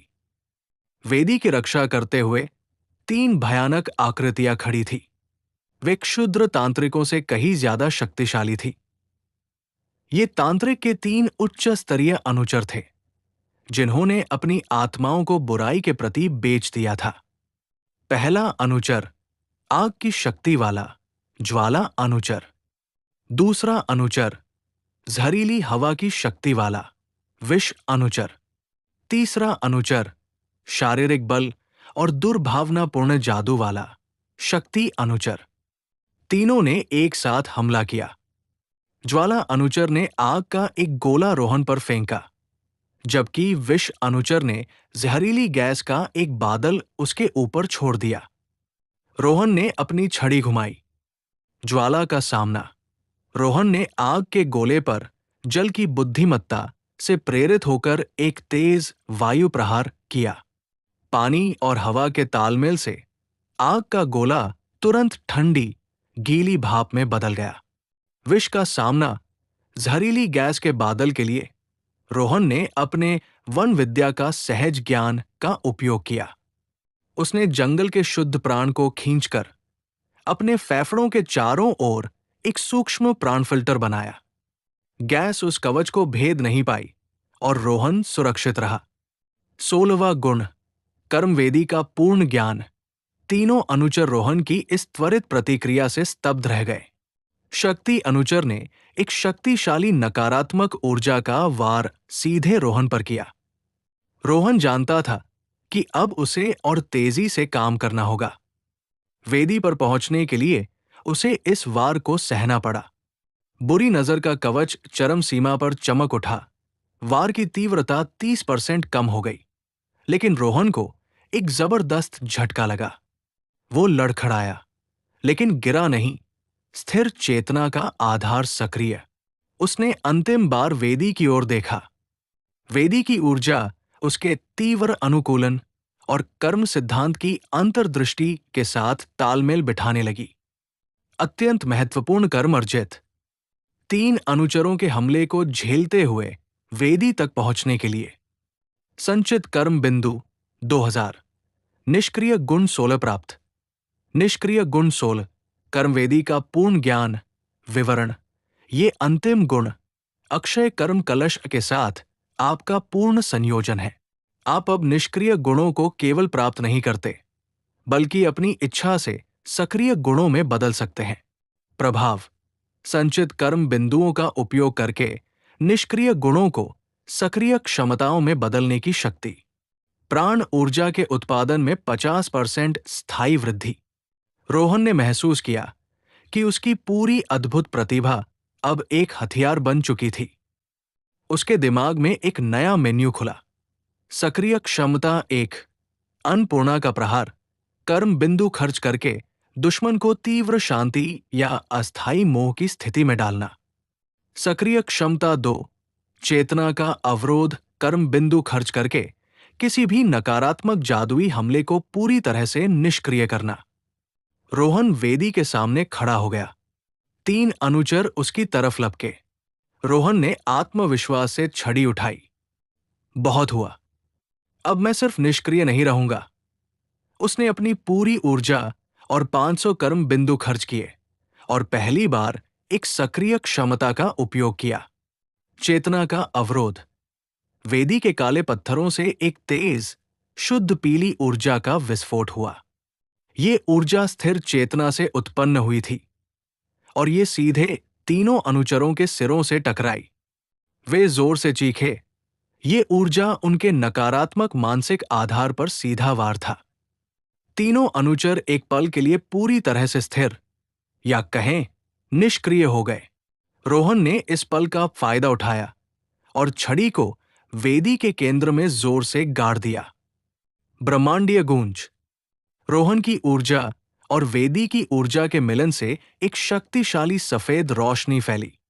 कर्मवेदी शुद्ध हो गई और रोहन ने महसूस किया कि अब वो अक्षय कर्म कलश का पूर्ण वाहक बन चुका है। उसका अद्भुत प्रतिभा का सफर पूरा हो गया था। जैसे ही रोहन की छड़ी कर्मवेदी के केंद्र में गड़ी और पीली ऊर्जा का विस्फोट हुआ, तीनों अनुचरों पर लगाया गया चेतना का अवरोध टूट गया। वे होश में आए, लेकिन वेदी की शुद्ध ऊर्जा ने उन्हें कमजोर कर दिया था। इससे पहले कि वे दोबारा हमला करते, एक भयानक, जोरदार हंसी जंगल में गूंज उठी। तुमने मेरी छोटी सी कठपुतलियों को हरा दिया, मुंबई के बालक, पर तुम मेरी शक्ति के स्रोत को कभी नहीं छू सकते। तुम केवल मेरे खेल का एक मोहरा थे। कर्मवेदी के ठीक पीछे असुर तांत्रिक प्रकट हुआ। वो हवा में तैर रहा था। उसका शरीर धुएं और काली, जहरीली ऊर्जा से बना था। उसकी आंखें लाल थी और उसके होठों पर घृणा भरी मुस्कान थी। सक्रिय शक्ति का परीक्षण तांत्रिक ने अपनी पूरी शक्ति से वेदी पर हमला किया। एक शक्तिशाली, केंद्रित नकारात्मक प्राण का विस्फोट। उसका लक्ष्य था रोहन को कुचलना और वेदी को दूषित करना। रोहन शांत रहा। उसके पास अब केवल निष्क्रिय गुण नहीं थे, बल्कि वे सक्रिय क्षमताओं में बदल गए थे। अन्नपूर्णा का प्रहार। रोहन ने जोर से चिल्लाया और टेक्स्ट 300 कर्म बिंदु खर्च किए। उसने अपनी छड़ी घुमाई, लेकिन इस बार हवा या पानी की ऊर्जा नहीं निकली। इसके बजाय छड़ी से अन्नपूर्णा के आशीर्वाद की शक्ति निकली। एक सुनहरी, शांत और दिव्य ऊर्जा की लहर। ये लहर सीधे तांत्रिक की नकारात्मक ऊर्जा से टकराई। ये कोई हमला नहीं था, ये शुद्ध शांति का विस्फोट था। नकारात्मक ऊर्जा और शांति की दिव्य ऊर्जा के टकराते ही तांत्रिक का विस्फोट धीमा पड़ गया। तांत्रिक का शरीर लड़खड़ाया और उसकी आंखों में लालच और नफरत की जगह एक पल के लिए अस्थाई शांति का भाव आ गया। ये क्या है? ये शांति नहीं, तांत्रिक हकलाया। रोहन जानता था कि ये मोह केवल कुछ सेकंड का था। अंतिम अनुचरों का समर्पण। तीनों अनुचर अभी भी हताश होकर रोहन की ओर लपक रहे थे। रोहन ने अपनी कर्म सिद्धांत की अंतर्दृष्टि, इनसाइट ऑफ द कर्मा सिद्धांत, का उपयोग किया। उसने देखा कि तीनों के भीतर एक बहुत ही छोटी, दबी हुई शुभ कर्म की लौ अभी भी जल रही थी। रोहन ने बिना छड़ी उठाए केवल अपनी इच्छा शक्ति से 200 कर्म बिंदु खर्च किए। कर्म का हस्तांतरण। रोहन ने अपनी टेक्स्ट 200 कर्म बिंदु की ऊर्जा सीधे तीनों अनुचरों की उन दबी हुई लपटों में भेज दी। तांत्रिक के नियंत्रण से मुक्त अनुचरों के चेहरे पर भ्रम और वेदना का भाव आया और वे जमीन पर गिर गए। वे मृत नहीं थे, लेकिन उनका बुराई से नाता टूट चुका था। तांत्रिक का अंतिम प्रहार। तांत्रिक को एहसास हो गया था कि रोहन एक सामान्य शत्रु नहीं है। उसका निष्क्रिय होना ही अब उसका सबसे बड़ा हथियार बन गया था। ताजा क्रोध से पागल होकर तांत्रिक ने अपने शरीर की पूरी काली ऊर्जा को एक अशुभ काला लोटा जैसा आकार दिया और रोहन की ओर फेंक दिया। यह उसकी आत्मा की बची हुई शक्ति थी, जिसका उद्देश्य अक्षय कर्म कलश को हमेशा के लिए दूषित करना था। रोहन जानता था कि अगर ये लोटा उसके शरीर से टकराया तो उसकी पूरी प्रणाली उलट जाएगी और वो खुद तांत्रिक का नया पात्र बन जाएगा। रोहन की पूर्ण प्रतिभा। रोहन ने अपनी आंखें बंद की और अपने स्थिर चेतना का आधार, फाउंडेशन ऑफ अनमूविंग कॉन्शियसनेस, से 16 निष्क्रिय गुणों को एक साथ सक्रिय किया। रोहन ने एक अंतिम, सबसे शक्तिशाली सक्रिय क्षमता को अनलॉक किया, समग्र कर्म कवच। उसने बचे हुए टेक्स्ट 1000 कर्म बिंदुओं का उपयोग किया। उसके शरीर के चारों ओर एक विशाल, चमकीला सुनहरी आभा फैल गई। ये कोई बुरी नजर का कवच नहीं था, बल्कि रोहन के अब तक के सभी शुभ कर्मों का ठोस रूप था। काला लोटा उस सुनहरे कवच से टकराया। भीषण टक्कर। वो लोटा रोहन के शुभ कर्म कवच को भेद नहीं सका, बल्कि उससे टकराकर पलटा। लोटा पलट गया। काली ऊर्जा का वह लोटा, जो रोहन के विनाश के लिए था, पलटकर सीधे असुर तांत्रिक के शरीर से टकराया, जिसने उसे बनाया था। विनाश। तांत्रिक ने एक अंतिम, भयानक चीख निकाली। वो काला धुआं, जो उसका शरीर था, कवच के शुभ कर्मों से शुद्ध होने लगा। मिनटों के भीतर असुर तांत्रिक की पूरी शक्ति, उसकी पूरी नकारात्मकता, शुद्ध होकर सफेद भाप में बदल गई और आसमान की ओर उड़ गई। वो भाप आसमान छूकर रोहन के ऊपर वर्षा बनकर गिरी। ये वर्षा केवल पानी की नहीं थी, बल्कि शुद्ध, मुक्त हुई प्राण ऊर्जा की थी। नई शुरुआत। रोहन थका हुआ लेकिन विजयी खड़ा रहा। तांत्रिक जा चुका था। कालवन का भंवर शांत हो गया था और कर्मवेदी अब शुद्ध शुभ कर्मों से दमक रही थी। तीनों अनुचर मुक्त होकर अपनी आंखों में पश्चाताप लिए जमीन पर लेटे थे। रोहन ने छड़ी उठाई और अपनी कर्म सिद्धांत प्रणाली की ओर देखा। संचित कर्म बिंदु 0 सभी खर्च हुए। प्रणाली स्थिति पूर्ण। रोहन ने मुस्कुरा दिया। उसका अद्भुत प्रतिभा का सफर पूरा हो गया था। अब वो मुंबई का एक साधारण आदमी नहीं था। वो अक्षय कर्म कलश का वाहक था, जो देवगढ़ का नया संरक्षक था। उसने मुड़कर बाहर जाने वाले रास्ते की ओर देखा। मामा जी और गांव वाले उसकी प्रतीक्षा कर रहे थे। कालवन से बाहर आकर रोहन ने मामा जी और मामी जी को पूरी कहानी बताई। वे रोहन की शक्ति और बलिदान से अभिभूत थे। गांव के लोगों ने, जिन्हें तीनों अनुचरों के मुक्त होने की बात पता चली, रोहन को केवल हीरो नहीं बल्कि एक संरक्षक देवता की तरह देखा। रोहन ने कुछ दिन देवगढ़ में बिताए, अपनी कर्मवेदी का पूर्ण ज्ञान का उपयोग करके गांव की प्राण ऊर्जा को स्थिर करने में मदद की। उसकी कर्म सिद्धांत प्रणाली अब निष्क्रिय और सक्रिय क्षमताओं के एक शक्तिशाली मिश्रण के रूप में उसकी चेतना में समा चुकी थी। अब उसे कर्म बिंदु संचित करने की चिंता नहीं थी। उसका हर नेक कार्य अपने आप ही उसकी आंतरिक शक्ति को बढ़ाता था। दादर की नई दृष्टि। एक हफ्ते बाद रोहन मुंबई लौट आया। दादर स्टेशन पर उतरते ही मुंबई की वही भागम भाग, भीड़ और शोर उसके सामने था। लेकिन अब यह दृश्य उसके लिए अलग था। अब उसे बेफिक्र गाय का औरा के कारण भीड़ से घबराहट नहीं हुई, बल्कि वो लोगों के चेहरे पर उनके शुभ और अशुभ कर्मों की पतली लकीरों को कर्म सिद्धांत की अंतर्दृष्टि से साफ देख सकता था। उसे दिखा एक वृद्ध महिला जो किसी भिखारी को चुपके से पैसे दे रही थी, के चारों ओर चमकीला हरा शुभ कर्म का वलय।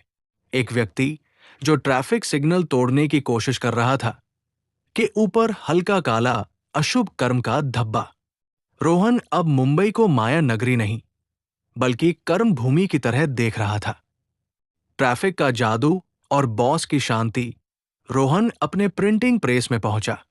उसके बॉस मिस्टर ठक्कर हमेशा की तरह एक जरूरी कागजात पर गलती होने के कारण भयंकर गुस्से में थे। मिस्टर ठक्कर चिल्लाए, रोहन, तुम एक हफ्ते कहा थे, तुम्हें पता है कितना काम पेंडिंग है तुम्हारी लापरवाही के कारण। इससे पहले कि बॉस का गुस्सा बेकाबू होता, रोहन ने सहजता से अपने अन्नपूर्णा के आशीर्वाद गुण का प्रयोग किया। उसने अपने झोले से निकाला आलू पराठा, जो अब भी दिव्य स्वाद वाला था, और एक छोटा टुकड़ा बॉस की डेस्क पर रख दिया। सर, मैं एक बहुत जरूरी पारिवारिक काम से देवगढ़ गया था। मैं जानता हूं आप थके होंगे। बस ये खाकर देखिए, फिर बात करते हैं। बॉस ठक्कर ने अन्य ढंग से वो पराठा उठाया। जैसे ही उन्होंने उसे खाया, रोहन ने देखा कि उनके माथे पर बना गुस्से का तनाव एक पल में शांति में बदल गया। ये अन्नपूर्णा के आशीर्वाद की बढ़ी हुई दक्षता थी। आह, रोहन, ठक्कर ने गहरी सांस ली। पता नहीं क्यों, पर यह पराठा खाकर मेरा सारा गुस्सा शांत हो गया। ठीक है, पारिवारिक काम जरूरी होता है, बस अब काम पर लग जाओ। रोहन मुस्कुराया। वो जानता था कि अब उसे शारीरिक बल या जादू की जरूरत नहीं थी। उसके निष्क्रिय गुण ही उसके जीवन के सबसे शक्तिशाली सक्रिय उपकरण थे। भविष्य की चुनौती। रोहन अब मुंबई में रहता था, लेकिन उसका काम अब सिर्फ प्रिंटिंग प्रेस तक सीमित नहीं था। वो बाजार का मोलभाव का उपयोग करके गरीबों को सही दाम दिलवाता था। पत्थर का गूढ़ रहस्य का उपयोग करके पुरानी इमारतों की दरारें पहचानकर लोगों को सचेत करता था। वह रात को सोते समय योग निद्रा से अपनी प्राण ऊर्जा को बढ़ाता था, ताकि अगले दिन वो चेतना का अवरोध और समग्र कर्म कवच जैसी क्षमताओं के लिए तैयार रहे। एक शाम रोहन को अपने कर्म सिद्धांत प्रणाली में एक अंतिम गंभीर चेतावनी मिली। नकारात्मक शक्ति की उपस्थिति बढ़ी हुई। स्थान मुंबई की घनी आबादी वाला क्षेत्र। असुर तांत्रिक के अवशेष शहर के लोभ और तनाव से ऊर्जा खींचकर नए रूप में उभर रहे हैं। नया मिशन, आधुनिक युग का धर्मयुद्ध। रोहन ने अपनी खिड़की से शहर की जगमगाती रोशनी को देखा। उसने महसूस किया कि अद्भुत प्रतिभा का उसका सफर देवगढ़ में खत्म नहीं हुआ था। ये तो बस एक प्रशिक्षण था। उसने अपने तांबे के लोटे को छुआ और मुस्कुराया। वो अब अदृश्य शक्ति का वाहक था, जो मुंबई की भीड़ में एक साधारण आदमी की तरह चलता था, लेकिन हर पल अपने शुभ कर्मों से इस शहर की रक्षा कर रहा था। रोहन शर्मा, दफ्तर का कर्मचारी, पड़ोसी और अद्भुत प्रतिभा का धारक, अपनी नई चुनौतियों का सामना करने के लिए पूरी तरह तैयार था। रोहन शर्मा ने प्रिंटिंग प्रेस में अपनी नौकरी फिर से शुरू कर दी थी, लेकिन अब उसका काम केवल कागज छापना नहीं था। उसकी आंखें कर्म सिद्धांत की अंतर्दृष्टि से शहर के हर कोने में व्याप्त नकारात्मकता को भांप रही थी। उसे अपनी प्रणाली से मिली चेतावनी याद थी। असुर तांत्रिक के अवशेष शहर के लोभ और तनाव से ऊर्जा खींचकर नए रूप में उभर रहे हैं। रोहन को जल्द ही समझ आ गया कि तांत्रिक की नई शक्ति भौतिक नहीं थी, वो डिजिटल और मानसिक थी। अंधेरे का नेटवर्क। एक दिन रोहन ने देखा कि उसका एक युवा सहकर्मी गौरव, जो हमेशा खुशमिजाज रहता था, अब चुपचाप और उदास रहने लगा था। गौरव पिछले कुछ दिनों से एक क्रिप्टो करेंसी स्कीम में भारी नुकसान के कारण गंभीर तनाव में था। रोहन ने जब गौरव के पास से गुजरा तो उसकी कर्म सिद्धांत की अंतर्दृष्टि ने एक स्पष्ट संकेत दिया। गौरव के चारों ओर एक काली पतली जाली जैसा कुछ चिपका हुआ था। ये सीधे उसके लोभ और डर से ऊर्जा खींच रहा था। रोहन ने तुरंत महसूस किया कि ये वही तांत्रिक अवशेष था जो मुंबई के लोभ और बेकरारी से शक्ति खींच रहा था। ये एक साइबर छाया, साइबर शैडो थी, जो वित्तीय और सामाजिक तनाव के नेटवर्क में फल फूल रही थी। निष्क्रिय गुणों का समन्वय। रोहन जानता था कि वो सीधे तांत्रिक की तरह हमला नहीं कर सकता था। उसे इस छाया को जड़ से खत्म करना था। उसने अपनी सभी निष्क्रिय शक्तियों का समन्वय करना शुरू किया। तीर्थ यात्रा की एकाग्रता, मन को केंद्रित किया और गौरव के कर्मिक संकेत को साफ साफ समझा। स्थिर चेतना का आधार, ये सुनिश्चित किया कि गौरव का तनाव उसे प्रभावित न करे। कर्म सिद्धांत की अंतर्दृष्टि। उसने देखा कि गौरव का सबसे बड़ा अशुभ कर्म स्वसंदेह था, जिसके कारण वो लोभ के जाल में फंस गया था। रोहन ने गौरव को अपने साथ टिफिन ब्रेक में चलने के लिए कहा। गौरव, सब ठीक है? तुम आजकल बहुत तनाव में लगते हो, रोहन ने शांत आवाज में पूछा। गौरव ने हताश होकर अपनी कहानी बताई। एक दोस्त के कहने पर एक टिप्स ग्रुप में निवेश किया, भारी नुकसान हुआ और अब वो कर्ज में डूब गया था। भाई, मैंने जिंदगी की सारी जमा पूंजी दांव पर लगा दी। मैं अब किसी पर भरोसा नहीं कर सकता। रोहन ने अपना आलू पराठा, दिव्य स्वाद, निकाला और गौरव को दिया। ये सिर्फ खाना नहीं था, ये अन्नपूर्णा का आशीर्वाद की शुद्ध शांति का हस्तांतरण था। बाजार का सत्य का सक्रियण। जैसे ही गौरव ने पराठा खाया, उसके दिमाग का तनाव कम हुआ। रोहन ने तुरंत अपनी बाजार का मोलभाव शक्ति को एक सक्रिय क्षमता में बदला, लेकिन इस बार किसी वस्तु पर मोलभाव के लिए नहीं, बल्कि सत्य को सामने लाने के लिए। सक्रिय क्षमता, बाजार का सत्य। रोहन ने टेक्स्ट 200 कर्म बिंदु खर्च किए। रोहन की आवाज में एक अप्रतिरोध्य तार्किक बल आ गया। गौरव, तुम जिस टिप्स ग्रुप की बात कर रहे हो, वो कोई निवेश नहीं है, वो एक अशुभ जाल है। तुम्हारी जमा पूंजी चली गई, ये तुम्हारा दुर्भाग्य नहीं, बल्कि तुम्हारी सीखने की कीमत है। असली घाटा तब होगा जब तुम इस असफलता को अपनी पहचान बना लोगे। तुम्हारी असली कमाई तुम्हारा हुनर है, ये पैसे की लालच वाली छाया नहीं। रोहन के शब्द सीधे गौरव के स्वसंदेह नामक अशुभ कर्म पर लगे। गौरव की आंखें खुली रह गई। रोहन भाई, आप सही कह रहे हैं। मेरा दोस्त, उसने झूठ बोला। इस लोभ ने मुझे अंधा कर दिया था। जैसे ही गौरव ने सत्य को स्वीकार किया, रोहन की कर्म सिद्धांत की अंतर्दृष्टि ने देखा कि गौरव के चारों ओर लिपटी हुई काली साइबर छाया तेजी से सिकुड़ गई। ये छाया लोभ और संदेह की ऊर्जा से वंचित होकर कमजोर पड़ गई। रोहन ने तुरंत अपनी छड़ी निकाली और उस सिकुड़ती हुई छाया पर वनप्राण का अंतिम केंद्रित विस्फोट किया। फस, छाया हमेशा के लिए लुप्त हो गई। मुंबई का नया युद्ध क्षेत्र। शुभ कर्म अर्जित। एक व्यक्ति को वित्तीय जाल और मानसिक अंधकार से बचाने के लिए रोहन को पता चला कि तांत्रिक की नई सेना भौतिक नहीं थी, बल्कि आधुनिक तनाव और लोभ के रूप में थी, जो हर अशुभ कर्म पर पल रही थी। रोहन ने मुस्कुराते हुए अपनी छड़ी को अपने झोले में रखा। उसका युद्ध क्षेत्र अब मुंबई के घने जंगल थे, शेयर बाजार, सोशल मीडिया और हर वो जगह जहां मानसिक तनाव और अशुभ इरादे प्रबल थे। रोहन जानता था कि उसे अब अदृश्य रहकर अपने निष्क्रिय गुणों को सक्रिय क्षमता में बदलकर शहर की रक्षा करनी होगी। रोहन शर्मा ने अपनी नई चुनौती को पहचान लिया था। असुर तांत्रिक के अवशेष अब सामूहिक तनाव और अशुभ इरादों से ऊर्जा खींच रहे थे, जो विशेष रूप से सोशल मीडिया पर फैल रहे थे। ये थे नफरत भरे संदेश और झूठी अफवाहें। एक शाम रोहन ने देखा कि मुंबई में दो समुदायों के बीच तनाव बढ़ रहा है। सोशल मीडिया पर एक तेजी से वायरल हो रहे वीडियो के कारण गलतफहमियां और नफरत फैल रही थी।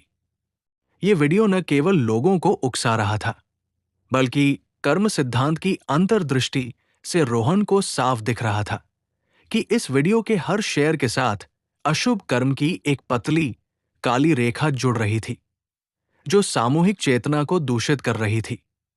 ये सीधे उसकी स्थिर चेतना का आधार पर हमला था। भ्रम के स्रोत का पता लगाना रोहन ने अपनी रात की योग निद्रा को एक गहन जांच पड़ताल में बदल दिया। तीव्र अनुकूलन और तीर्थ यात्रा की एकाग्रता का समन्वय करके उसने शहर की डिजिटल तरंगों को स्कैन करना शुरू किया। उसका मन एक शक्तिशाली एंटीना की तरह काम कर रहा था। रोहन ने आंखें बंद की। उसके मन में सूचना के अथाह समुद्र में शुभ, सफेद और अशुभ, काला कर्मों के ऊर्जा पैटर्न साफ दिखने लगे। रोहन ने पता लगाया कि वो वीडियो एक सिंगल उच्च शक्ति वाले अशुभ स्रोत से बार बार पोस्ट किया जा रहा था, जो शहर के एक घनी आबादी वाले क्षेत्र में था, जहां लोभ और ईर्ष्या का कर्म हमेशा उच्च होता था। ये तांत्रिक के एक उच्च स्तरीय मानसिक अनुचर का काम था। युद्ध क्षेत्र साइबर कैफे। अगले दिन रोहन प्रिंटिंग प्रेस से छुट्टी लेकर सीधे उस क्षेत्र में पहुंचा। रोहन को कर्म सिद्धांत की अंतर्दृष्टि से पता चला कि स्रोत एक पुराने अंधेरे साइबर कैफे के भीतर था। कैफे में एक व्यक्ति, जिसका नाम दिनेश था, कई कंप्यूटरों पर एक साथ काम कर रहा था। दिनेश के चारों ओर अशुभ कर्म का एक घना काला चक्र घूम रहा था, जो हर नफरत भरे पोस्ट के साथ तेजी से बड़ा हो रहा था। रोहन ने तुरंत अपनी छड़ी को पीठ के पीछे कसकर पकड़ा और अपनी निष्क्रिय शक्तियों को सक्रिय किया। सक्रिय क्षमता, सत्य की ध्वनि। रोहन जानता था कि दिनेश को हराने के लिए उसे उसके कर्म के मूल को भंग करना होगा, जो अंधेरे और झूठ पर आधारित था। रोहन ने एक लंबी, गहरी सांस ली और अपनी बैलगाड़ी की ताल का उपयोग करते हुए दिनेश के पास गया। उसकी आवाज में बाजार का मोलभाव की अविश्वसनीय तार्किकता और अस्थिर चेतना की शुद्धता थी। सक्रिय क्षमता, सत्य की ध्वनि। रोहन ने टेक्स्ट 350 कर्म बिंदु खर्च किए। रोहन ने शांत लेकिन दृढ़ आवाज में दिनेश से कहा, तुम जो कर रहे हो दिनेश, वो तुम्हारी पहचान नहीं है। ये झूठ है। तुम किसी और के अशुभ कर्म को अपना वाहक बना रहे हो। क्या तुम्हें पता है कि एक छोटे से झूठ से शुरू होकर ये सामूहिक विनाश की ओर जा सकता है? तुम सत्य को जानते हो। ये भ्रम तोड़ो। रोहन के शब्द सीधे दिनेश के मन पर टकराए। दिनेश ने एक भयानक चीख मारी। ये उसकी नहीं, बल्कि उस मानसिक अनुचर की चीख थी जिसने दिनेश के कर्म पर कब्जा कर रखा था। दिनेश की उंगलियां कीबोर्ड पर स्थिर हो गई। उसकी आंखों में एक पल के लिए डर और पछतावा दिखा। बुराई का निष्कासन। जैसे ही दिनेश के भीतर पछतावा और सत्य का भाव जागा, दिनेश के चारों ओर का काला चक्र फटा। एक भयानक, अस्थिर मानसिक छाया दिनेश के शरीर से बाहर निकली। ये छाया रोहन की ओर लपकी। रोहन ने तुरंत समग्र कर्म कवच को सक्रिय किया, लेकिन केवल एक छोटे केंद्रित रूप में। रोहन ने अपनी छड़ी से वन विद्या का सहज ज्ञान से खींचे गए शुद्ध प्राण की शक्ति को मिलाया। उसने बुरी नजर का कवच को चरम सीमा पर सक्रिय किया। जैसे ही मानसिक छाया रोहन के पास पहुंची, रोहन ने एक अंतिम शक्तिशाली वायु प्रहार किया। यह प्राण से शुद्ध किया गया मानसिक वार था। विस्फोट। मानसिक अनुचर की छाया रोहन के शुद्ध प्राण के सामने टिक न सकी और हवा में लुप्त हो गई, केवल थोड़ी सी नकारात्मक ऊर्जा की गंध छोड़कर। दिनेश जमीन पर गिर गया, भ्रम और पीड़ा से मुक्त।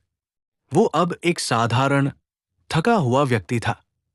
कर्म सिद्धांत का विस्तार, शुभ कर्म अर्जित, सामूहिक नफरत और भ्रम को रोकने के लिए। संचित कर्म बिंदु 1600। रोहन ने तुरंत वहां के कंप्यूटरों को बंद कर दिया और साइबर कैफे से बाहर आ गया। शहर में अफवाहों का जाल टूट चुका था। रोहन ने महसूस किया कि उसकी अद्भुत प्रतिभा अब केवल जीवन या मृत्यु के युद्धों के लिए नहीं थी, बल्कि आधुनिक चेतना के अदृश्य युद्धों के लिए भी थी। वो अब मुंबई का अदृश्य संरक्षक था, जो हर रोज लोभ, ईर्ष्या और झूठ जैसी मानसिक बुराइयों से लड़ रहा था। रोहन ने मुस्कुराते हुए दादर की ओर चलना शुरू किया। उसके पास अब अपनी मां के पराठे, छड़ी और टेक्स्ट 1600 कर्म बिंदु थे, आधुनिक दुनिया में सत्य और शुभ कर्म को स्थापित करने के लिए पर्याप्त। रोहन शर्मा को उसकी कर्म सिद्धांत प्रणाली से अगली चेतावनी उसके प्रिंटिंग प्रेस में ही मिली। प्रेस को शहर के एक पुराने इलाके में चल रहे एक बड़े सरकारी निर्माण परियोजना से जुड़े टेंडर के लिए जरूरी कागज छापने का काम मिला था। कागजों को देखते ही रोहन की कर्म सिद्धांत की अंतर्दृष्टि ने एक तेज संकेत दिया। कागजों के चारों ओर अशुभ कर्म का एक घना, व्यवस्थित चक्र था। यह किसी एक व्यक्ति का नहीं, बल्कि भ्रष्टाचार के पूरे नेटवर्क का था, जिसकी जड़ें जमीन में गहराई तक थी। रोहन को पता चला कि परियोजना में जानबूझकर खराब गुणवत्ता वाली सामग्री का इस्तेमाल किया जा रहा था, ताकि कुछ अधिकारी और ठेकेदार मोटा मुनाफा कमा सकें। ये सीधे तौर पर आम नागरिकों के जीवन को खतरे में डाल रहा था। नींव की कमजोरी। रोहन ने तुरंत अपनी पत्थर का गूढ़ रहस्य शक्ति को सक्रिय किया। उसे निर्माण स्थल के मुख्य ब्लूप्रिंट में एक भयावह सच्चाई दिखी। तर्क, कागजों पर सीमेंट और स्टील का जो अनुपात दिखाया गया था, वो पूरी तरह से सही था। गूढ़ रहस्य। रोहन को पता चला कि नींव के लिए इस्तेमाल किए जाने वाले पत्थरों और रेत की गुणवत्ता जानबूझकर घटिया रखी गई थी। ये एक अदृश्य धोखाधड़ी थी, जिसे कागजों में पकड़ना असंभव था। रोहन समझ गया, तांत्रिक अवशेष अब व्यवस्थागत लालच से शक्ति खींच रहे थे, जिससे पूरा ढांचा कमजोर हो रहा था। इस बुराई का सामना कागज पर नहीं, बल्कि नींव में करना था। भूमि पर परीक्षा। रोहन निर्माण स्थल पर गया, जहां उसकी तीर्थ यात्रा की एकाग्रता ने उसे एक साधारण मजदूर के रूप में घुलने मिलने में मदद की। बेफिक्र गाय का ऑरा के कारण किसी ने उस पर खास ध्यान नहीं दिया। रोहन ने अपनी छड़ी, अब जिसे वो गुप्त रूप से कर्मदंड कहता था, को रेत के एक ढेर में हल्के से गाड़ दिया। पत्थर का गूढ़ रहस्य और तीव्र अनुकूलन एक साथ सक्रिय हुए। रोहन को तुरंत पता चला कि रेत में मिट्टी की मात्रा बहुत ज्यादा थी और पत्थरों में नमक का अंश था। ये दोनों चीजें किसी भी निर्माण को 50% तक कमजोर कर सकती थी। अब उसे सबूत चाहिए था। सक्रिय क्षमता, मोलभाव का सत्यपथ। रोहन ने निर्माण स्थल के फोरमैन को ढूंढा, जो एक मोटा, लापरवाह आदमी था, जिसके चारों ओर लोभ और लापरवाही के अशुभ कर्म घूम रहे थे। रोहन ने अपने बाजार का मोलभाव गुण को सत्यपथ नामक एक शक्तिशाली सक्रिय क्षमता में बदल दिया। रोहन का उद्देश्य अब छूट पाना नहीं, बल्कि ईमानदारी को सामने लाना था। सक्रिय क्षमता, मोलभाव का सत्य पथ। रोहन ने टेक्स्ट 400 कर्म बिंदु खर्च किए। रोहन शांत लेकिन अविश्वसनीय रूप से तार्किक लहजे में फोरमैन से बोला, सर, मुझे पता है कि आप इस परियोजना से जुड़े हैं। मुझे ये भी पता है कि नींव की रेत और पत्थर घटिया है। मीटर पर तो सब सही दिखता है, पर जमीन के नीचे नहीं। आप जानते हैं कि अगर ये ढांचा गिरा तो न केवल निर्दोष लोग मरेंगे, बल्कि आपका कर्म भी बर्बाद होगा। 100 रुपए का मुनाफा बचाने के लिए आप अपनी आत्मा की कीमत क्यों लगा रहे हैं? असली मुनाफा ईमानदारी में है। आप सच जानते हैं, बस वही बता दीजिए। रोहन की आवाज की तार्किकता फोरमैन के लोभ के कवच को भेद गई। फोरमैन पहले तो डरा, फिर उसका शरीर कंपा उठा।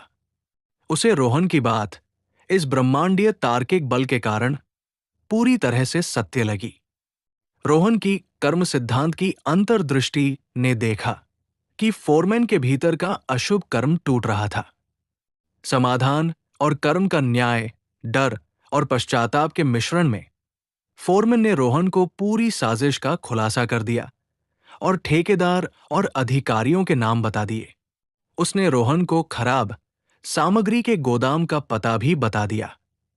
रोहन ने तुरंत एक गुमनाम शिकायत दर्ज की, जिसमें उसने फोरमैन द्वारा दिए गए सटीक विवरण और पत्थर का गूढ़ रहस्य से प्राप्त ब्लूप्रिंट की कमियों का उल्लेख किया। जांच अधिकारियों ने जब अचानक गोदाम पर छापा मारा तो उन्हें घटिया सामग्री का जखीरा मिला। फोरमैन गवाह बन गया और भ्रष्टाचार का पूरा जाल टूट गया। शुभ कर्म अर्जित। व्यापक व्यवस्थागत बुराई को उजागर करने और सैकड़ों जीवन को बचाने के लिए संचित कर्म बिंदु 2100। रोहन ने संतोष की सांस ली।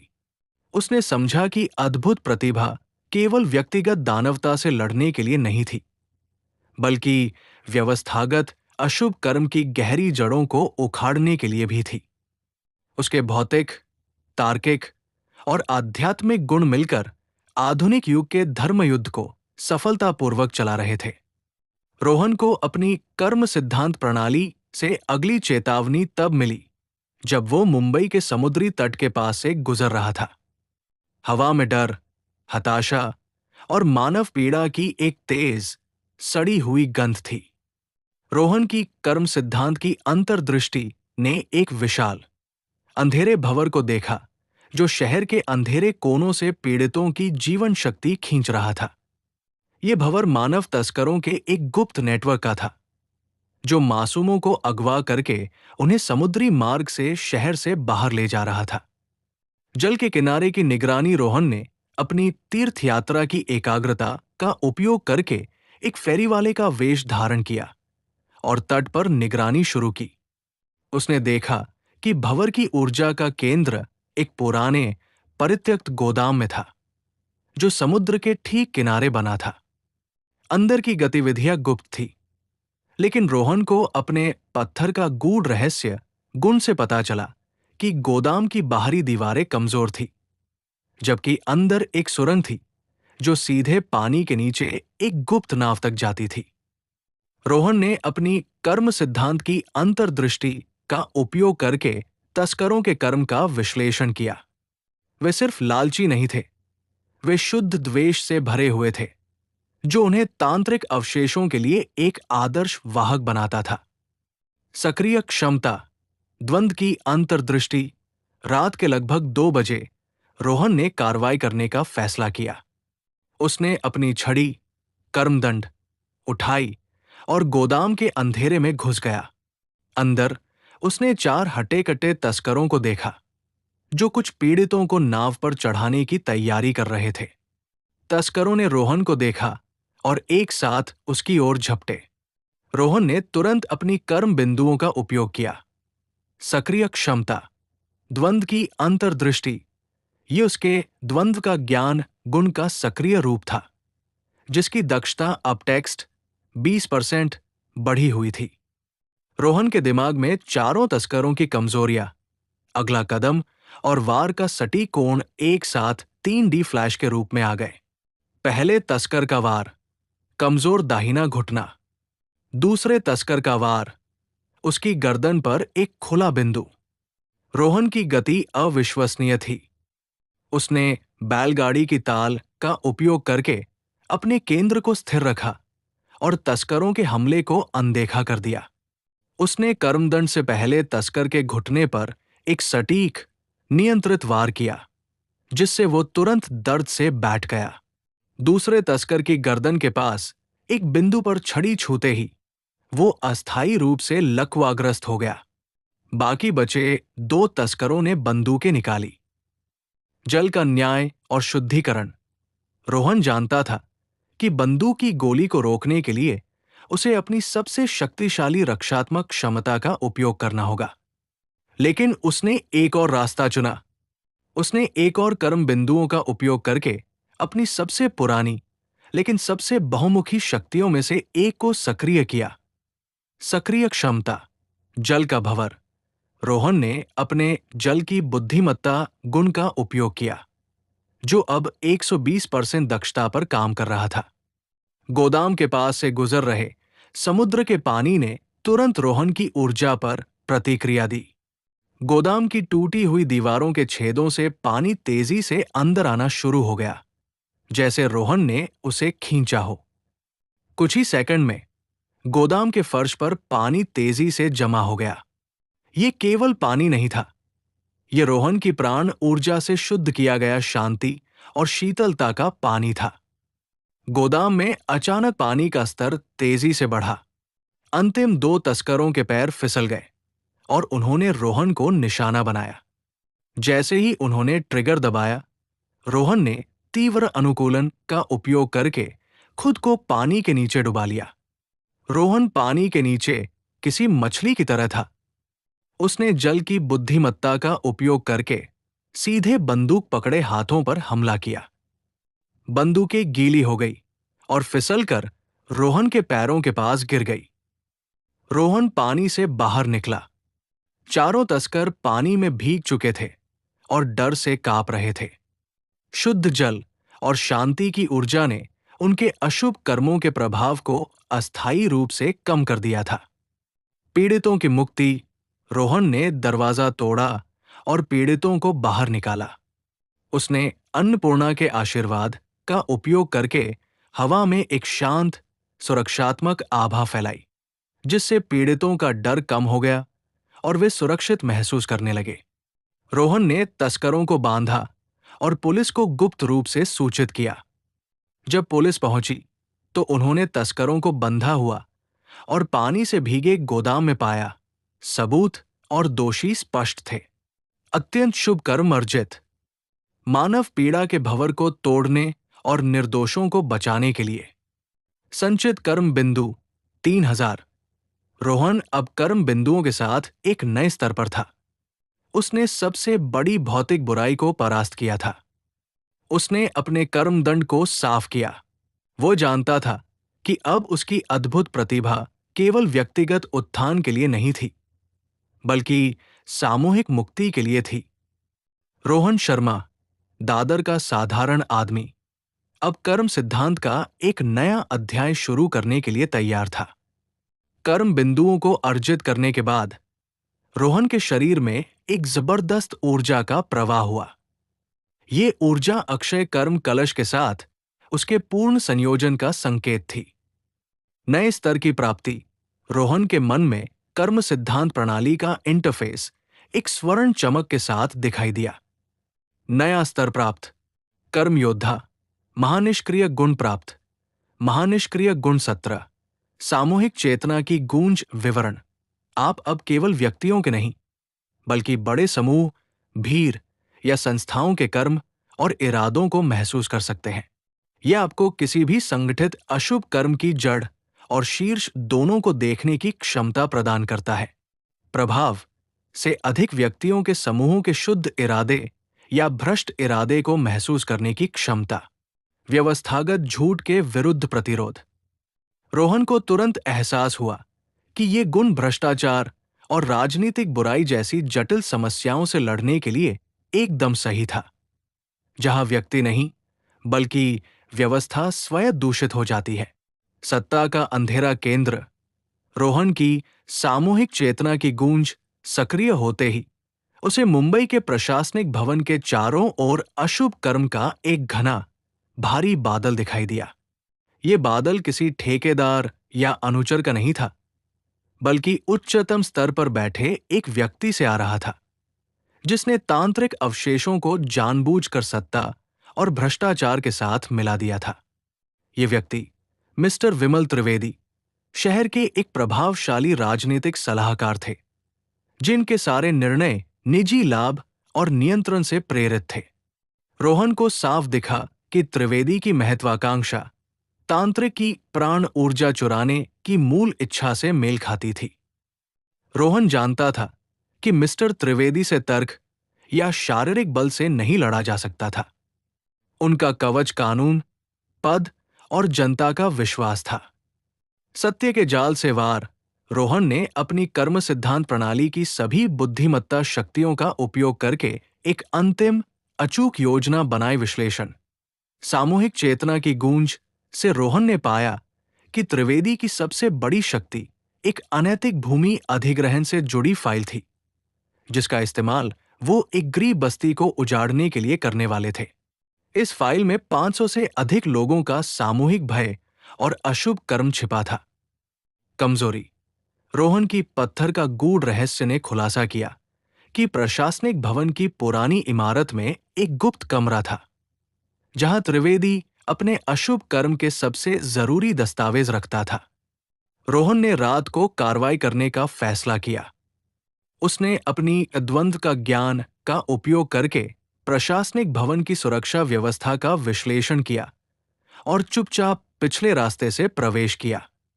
सक्रिय क्षमता चेतना का खुलासा प्रशासनिक भवन के गलियारों में रोहन की बेफिक्र गाय का ऑरा और बैलगाड़ी की ताल ने उसे गार्डों द्वारा लगभग अनदेखा करा दिया। वो गुप्त कमरे तक पहुंच गया। अंदर मिस्टर त्रिवेदी बैठे थे। उनकी मेज पर फाइलें थी। उनके चारों ओर का अंधेरा और भारी था। त्रिवेदी ने रोहन को देखकर क्रोधित होकर चिल्लाया, तुम कौन हो? तुम्हें किसने अंदर आने दिया? रोहन ने बिना डरे अपने कर्म बिंदु खर्च किए और अपनी सबसे शक्तिशाली सक्रिय क्षमता का उपयोग किया, जिसने त्रिवेदी के मानसिक कवच पर सीधा वार किया। सक्रिय क्षमता चेतना का खुलासा रोहन के सभी 17 निष्क्रिय गुणों की संयुक्त शक्ति स्थिर चेतना का आधार से 20% बढ़ी हुई दक्षता के साथ त्रिवेदी के मन पर एक शुद्ध असनीय सत्य की तरह उतरी। ये तांत्रिक का अंतिम वार था। त्रिवेदी चिल्लाया। उसके दिमाग में सत्ता का लोभ, घृणा और असुर तांत्रिक से मिली शक्ति के भयानक दृश्य एक साथ उभर आए। वो अपनी ही बुराई के बोझ से दब गया। रोहन ने तुरंत कर्म बिंदु और खर्च किए। अपनी छड़ी से त्रिवेदी की मेज पर पड़ी उस भूमि अधिग्रहण फाइल पर समग्र कर्म कवच का एक शुद्धिकरण विस्फोट किया। विस्फोट फाइल के कागजों से नकारात्मक ऊर्जा निकली, जो त्रिवेदी के शरीर से भी निकल रही थी। त्रिवेदी का शरीर थकावट और भ्रम से जमीन पर गिर गया। उसके मन से तांत्रिक अवशेष का नियंत्रण हमेशा के लिए टूट गया था। अंतिम विदाई अगली सुबह मिस्टर त्रिवेदी ने खुद ही सारे घोटाले कबूल कर लिए। रोहन ने चुपचाप भूमि अधिग्रहण फाइल को बाजार का सत्यपथ से शुद्ध किया और उसे सही अधिकारियों तक पहुंचा दिया। अंतिम महाशुभ कर्म अर्जित। उच्चतम स्तर के व्यवस्थागत भ्रष्टाचार को तोड़ने के लिए संचित कर्म बिंदु 30,500। रोहन ने मुंबई के तट पर खड़े होकर देखा। अब शहर का कर्मिक मानचित्र शांत और साफ था। तांत्रिक का अंतिम अवशेष भी समाप्त हो चुका था। रोहन ने अपने कर्मदंड को अपने झोले में रखा। अब वो केवल कर्म योद्धा नहीं था, वो अद्भुत प्रतिभा का साक्षात रूप था। वो मुस्कुराया और एक ऑटो रिक्शा को हाथ दिया। रोहन, भाई साहब, दादर तक छोड़ दो। ऑटो वाला, 150 रुपए लगेंगे। रोहन, मुस्कुराते हुए 150 रुपए, मीटर पर तो 80 रुपए आता है। 90 रुपए में बात पक्की। ये आपकी भी भलाई है, हमारी भी। ऑटो वाला सहजता से, ठीक है भाई साहब। बैठो जल्दी। रोहन हंसा।